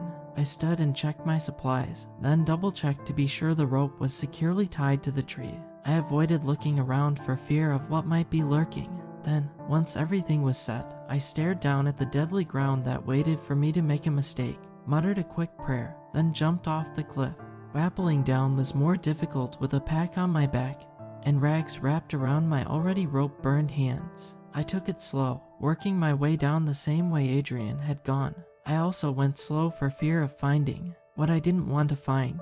I knew it was possible, so I made sure to be as quiet as I could. The rock face was rough, and I did my best not to knock loose any pebbles or do anything that would announce my presence. In a best-case scenario, his rope got frayed on the rocks and broke. I hoped I would find him laying on an outcropping nearby, unconscious, but alive. As I descended, I noticed an opening in the rock wall. My rope was in a straight line with it. I imagined Adrian's rope was too. I stopped and swung myself over to the rock face, grabbing a bigger rock and pulling myself to it. I pulled my rope up and stashed it, then climbed down the side of the opening. There was a small ledge in front of it that I landed on and peered inside. It was dark as pitch black. Even though the sun had just set, it seemed like daylight couldn't penetrate the darkness. I pulled out my flashlight and slowly explored the opening with it. It turned out to be a large cave. I stepped inside, and walking upright, my head easily cleared the ceiling by a good 3 feet. Curiosity overtook me as I shined the light around this newfound hall of mysteries. There were no markings on the walls, and the floor was rough, like the cave had formed naturally instead of someone making it.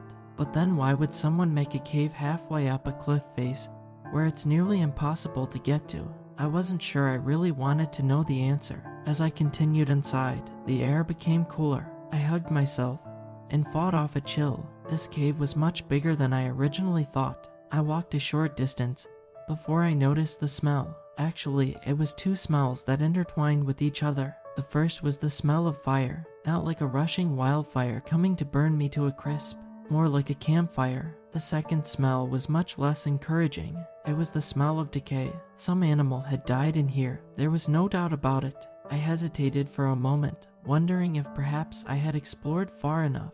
My wondering ceased when I remembered why I was here in the first place. Adrian was still missing. If he had come down here, it didn't seem like he was coerced. At least I didn't see any sign of drag marks on the ground or a struggle. But then again, it was hard to tell on the rough rock floor. I suddenly stopped, unsure of what to do. The passageway split in 2. I shone my light at the right one and then the left. Neither seemed to show any clue of which was the correct path. I stared at each for a long moment, then mentally flipped a coin and went right. As soon as I took a few steps, I could feel a strong wind blowing in my face, carrying the smells of fire and rot with it. I nearly backed up and took the other path, but this was where I was most likely to find Adrian. At least I hoped I would. As I walked, I noticed a slight glow ahead. I turned off my flashlight and followed the ever-increasing light. When I turned the corner, I saw Adrian lying on the ground in front of the fire. He didn't seem to be injured, well, at least not any more than he already was. I didn't see any blood near him. I did, however, see a pile of bones tossed in the corner behind him. It disturbed me to see the pile and think about my friend's bones eventually laying there. I took a step forward to go check on him, then suddenly stopped. The huge rock that had been sitting by the fire suddenly moved. I recognized it right away from the size and the color of the hair that covered it. I stepped back out of view and began shaking. I knew I only had 2 options: kill this thing or hide from it. There was nothing in my bag that would kill it. I didn't have a gun with me, and I doubted a pocket knife would do the trick. I had to find somewhere to hide until it left. My mind ran in circles trying to think of a hiding place. When it dawned on me, I turned and went back to the other passageway as quietly as I could. Once there, I stepped inside thinking it would be a long cavern like its counterpart. However, it was almost immediately blocked. I shone my flashlight on the blockage and was horrified to find it was piled up with clothes, shirts, pants, shoes, and even the occasional backpack. It was all piled nearly to the ceiling of the cave, and more disturbingly, each article had blood on it. There didn't seem to be any that escaped damage either. Most were ripped or chewed, probably like their unfortunate owners. I remember hearing about hikers going missing in this park, but I thought it was just normal stuff like in any other park.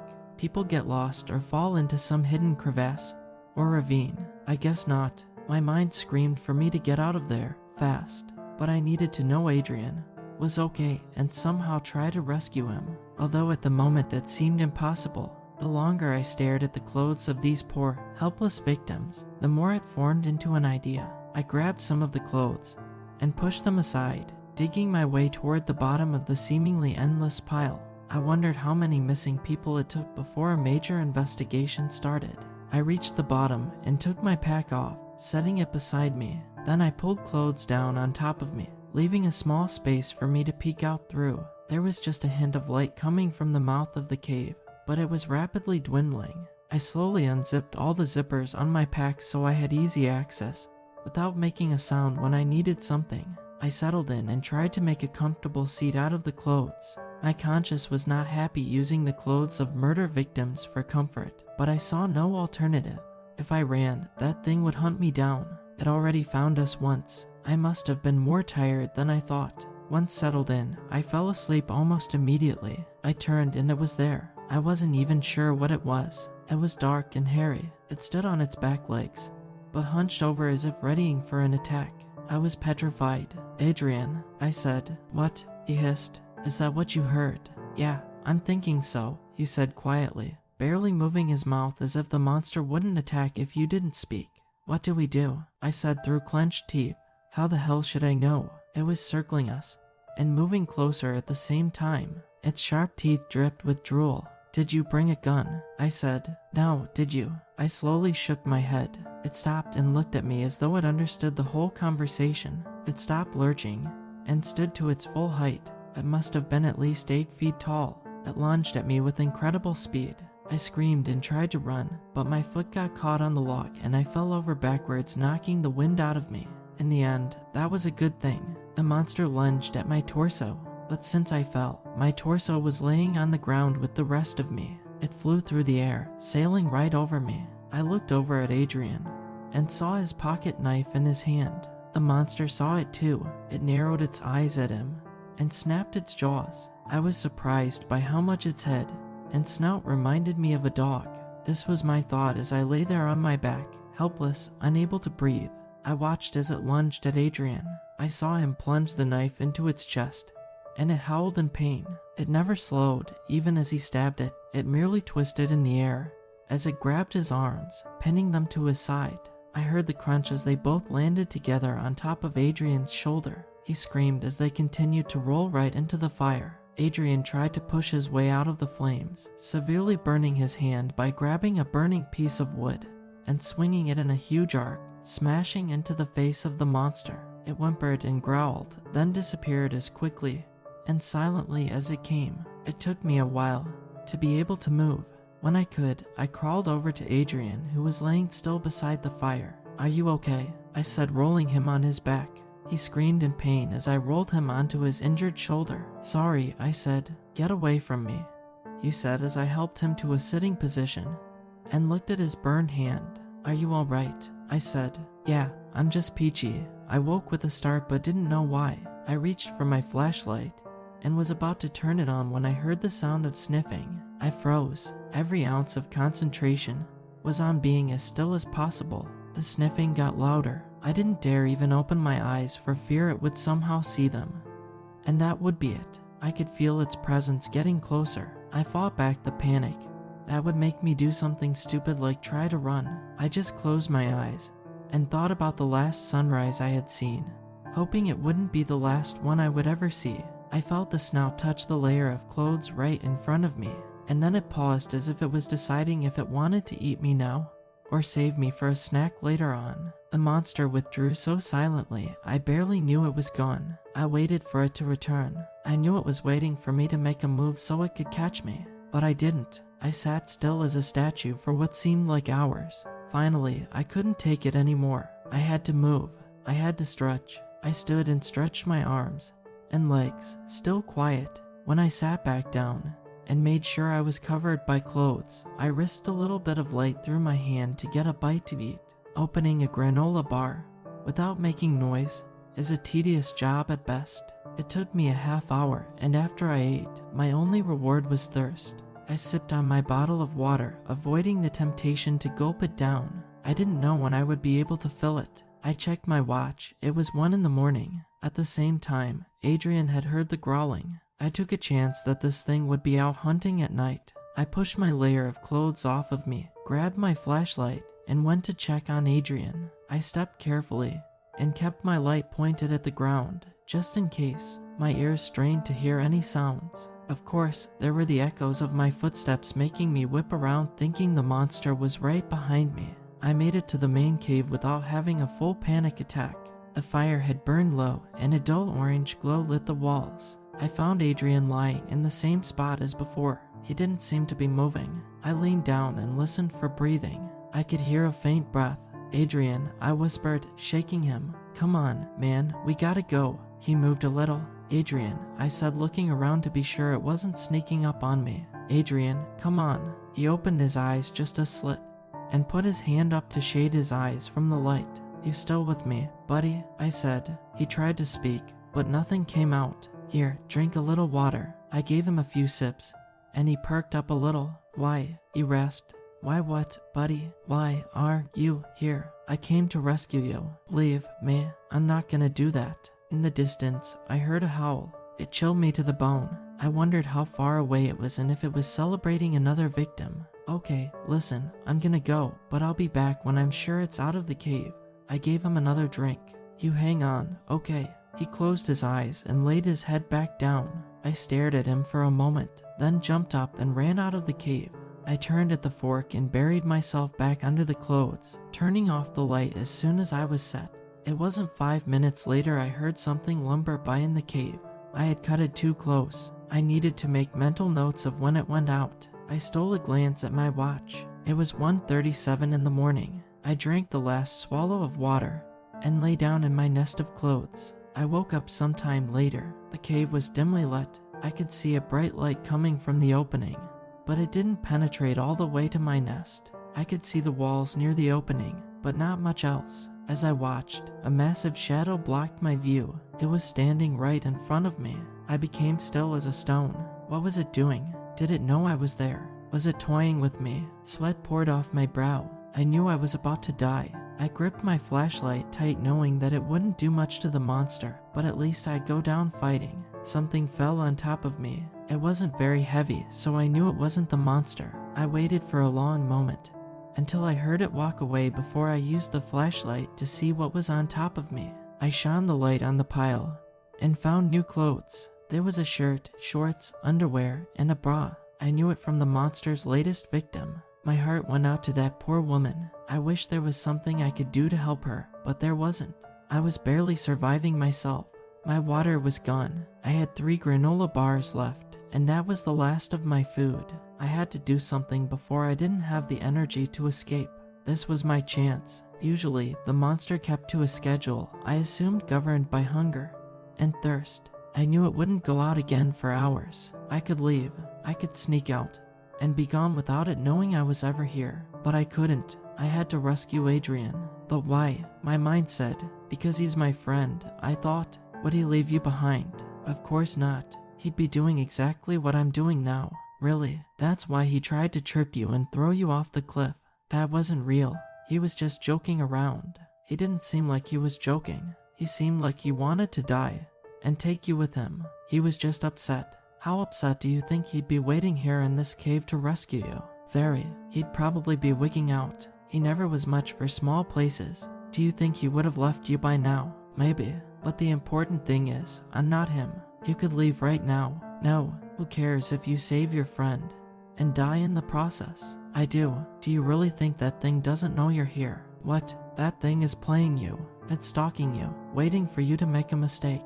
No, I've outsmarted it. I've learned its routine. Keep thinking that. Maybe you can outsmart its teeth as it's chewing you to pieces. I'm not leaving yet. End of conversation. I waited for a response that never came. Even though I had decided to wait, there were things that still bothered me. Was it toying with me? Did it really not know I was here? Why hadn't it killed Adrian yet? Was it leaving him alive to bait me in? The more I thought about such things, the more I felt panic rising inside me. I pushed the clothes aside, and the dull glow shone from the mouth of the cave.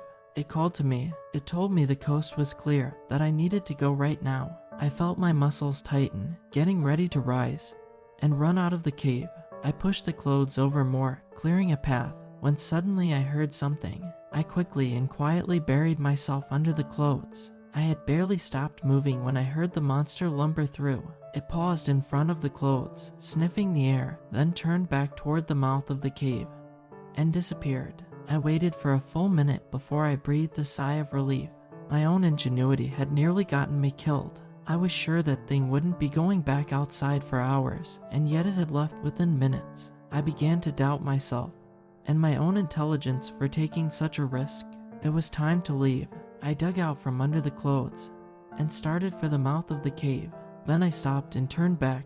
I had to try one more time to get Adrian out. I went deeper into the cave, to the main room with the fire pit. There was a freshly made fire, which told me I didn't have much time. Adrian was still lying there beside the fire. I went to him and leaned down. "Time to go, buddy," I whispered. He didn't answer me back. "I know it's gonna be tough, but you need to try." I grabbed his shoulders and gently shook him. "Come on, man, you gotta wake up." His eyes didn't open. Something about his shoulders felt wrong, aside from the fact that one of them was either dislocated or broken, and should have caused him excruciating pain. He didn't twitch. The other thing was the shoulders felt cold. Not just a little chilly, they were stone cold. "Adrian." I pressed my fingers against his neck and felt for a pulse. There was nothing. His neck felt cold as well. I pushed him, and his body clumsily rolled over onto his back. I tried to move his arms and legs but couldn't. Rigor had already set in. I stared in disbelief. My friend was gone. Not only was my friend gone, but I had wasted all this time trying to rescue him. Maybe I had killed myself in the process. I wiped the tears from my cheeks and pulled Adrian's body back into the same position. My only chance was for this horrible monster not to know I was here. I stood next to the fire, letting the smoke wash over me in the hope that it might somehow cover my scent. After a couple of minutes, I looked back over at my friend, said a silent goodbye, and walked back out of the cave. I stopped at my hiding place and climbed inside, hoping this would be the last time I waited for death to pass by. I settled in and took a nap to prepare for my escape. A short while later, I woke up hearing the monster pass by. I waited. When I thought it was time, I slowly and silently packed my backpack, then stood to leave. As strange as it sounds, I knew I would miss this place. It had been a refuge of safety for the last 2 days, even though it was a constant reminder of death. I stood at the edge of the pile and tried to rearrange them so that nothing looked amiss. Then I turned toward the mouth of the cave and started making my way out. It was late afternoon, and the sun shone brightly in my face, blinding me. I hadn't realized how bright the sun was until I was without it for a couple of days. As I stood at the mouth of the cave, my first problem presented itself.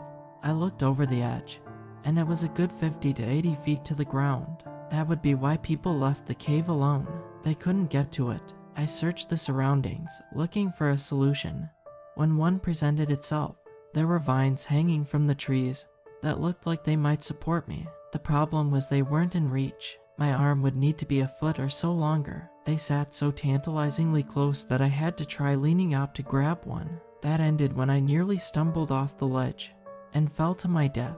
I searched for any other way, but there was none. I just had to go for it. I backed up a few steps, then took a deep, cleansing breath and ran. I jumped at the last minute and grabbed for the vines. My hands wrapped around them, but I was already falling, and I had to wrap my legs around them too and squeeze for all I was worth to slow my descent. My hands and legs were burning as they slowed me, but I didn't dare scream.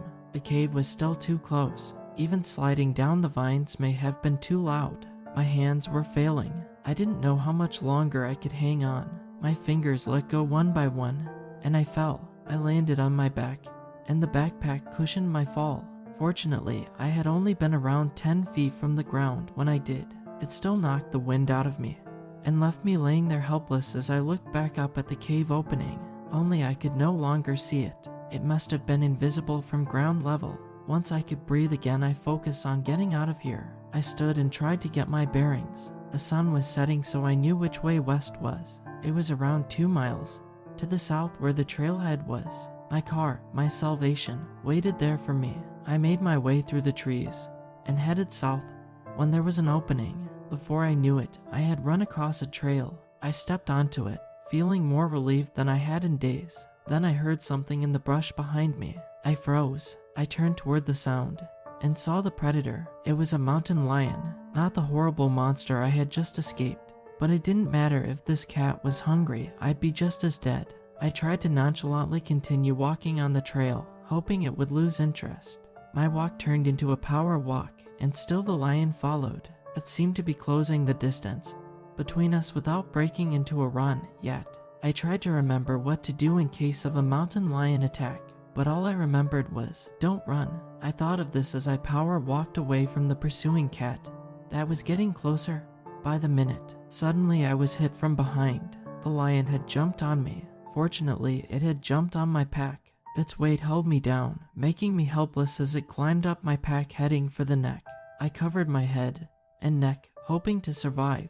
I could feel its hot breath against my fingers. I knew an attack was imminent, and then it stopped. It lifted its head, and I could hear it sniffing the air. In an instant, it leaped off of me and was gone. I sat up and looked around, not believing my luck when I noticed the forest had gone silent. The only reason a predator runs away like that is there's a bigger predator in the area. My mind reminded me I had a very good idea.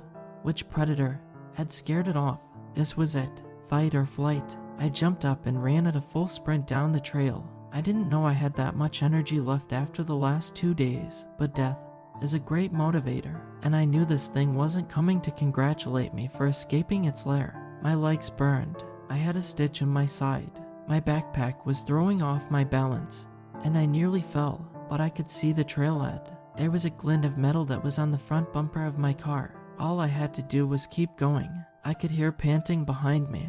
My footsteps weren't the only ones running on the trail. It sounds more like a gallop behind me. For a fleeting moment, I almost stopped to see if I was being chased by a horse, but I knew that would be a fatal mistake. I reached into my pocket and pulled out the keys, pressing the button and unlocking the doors. I didn't want to make the same mistake I'd seen in dozens of horror movies. I was one of the ones screaming the loudest. When the victim dropped the keys, I ripped open the driver's door and jumped inside. I had just shut it when a nightmare landed on the hood. I stared at it for a moment, transfixed by this horrific apparition. It looked like someone had taken a dog and turned it into a horrible beast. It was massive, at least 8 feet tall. Its fangs were sharp and red. They drooled onto the windshield. As the red eyes stared at me, it reached back with its paw and smashed into my windshield, nearly breaking through. I woke from my stupor and started the car as it smashed the windshield again, this time breaking through. It shoved its snout inside and snapped at me as I put the car in reverse and floored it, turning hard and making the beast tumble off to the ground. I threw it in drive and stomped the pedal to the floor. The car lurched forward with rubber screeching in protest. I gained momentum when the monster landed on the roof. With a crash, it began pounding over and over. I saw claw marks coming through the metal and into the cloth on the ceiling. In desperation, I began swerving back and forth, trying to shake the monster loose. Metal and rubber protested at my maneuvers with the extra weight on top.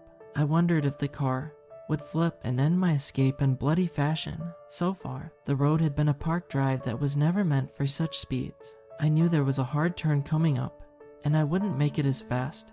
As I was driving, I slammed on the brakes, sending the monster flying. I stomped on the gas and swerved around it, continuing to gain speed. As tempting as it was, I knew if I had tried to run it over, my car would never survive, and right now survival was all that mattered. I looked in the rearview mirror, and impossibly, it was catching up to me. I saw it leap, trying to land on the car again, but I swerved in time, leaving it only asphalt to land on. I made another hard turn, and I was on a state road. A monster followed me, but I was able to get enough speed to finally escape. I breathed a sigh of relief as I sped toward town. I didn't bother going home. I went straight to the police department. After waiting a half hour to make it to the front desk, I was finally interviewed by an officer. When I started my story, he seemed to be only mildly interested. By the time I was done, there were 6 officers standing around, listening. That was one hell of a story, the officer said, looking around at the other officers, smirking. It's true, I said. The officer sighed as the others dispersed. I'm sorry, son, as entertaining as that was. I'm too busy to go chasing around the woods hunting after some urban legend. I took a piece of paper off his notepad and wrote down a series of numbers. What's this? He said when I handed it to him. I had my GPS with me, I said. Those numbers are the location of the cave that has all the evidence you need.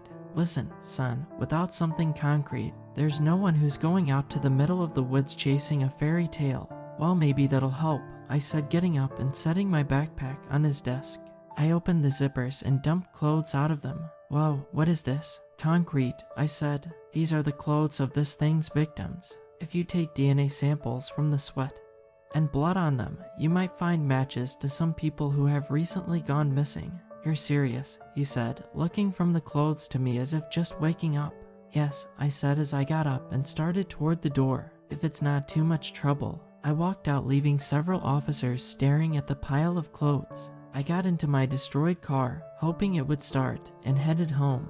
The entire way I kept glancing in the rearview mirror. After all this, there were two things that captured my thoughts. One, I would be barricading my house as soon as I got home. And two, I wouldn't be sleeping soundly ever again.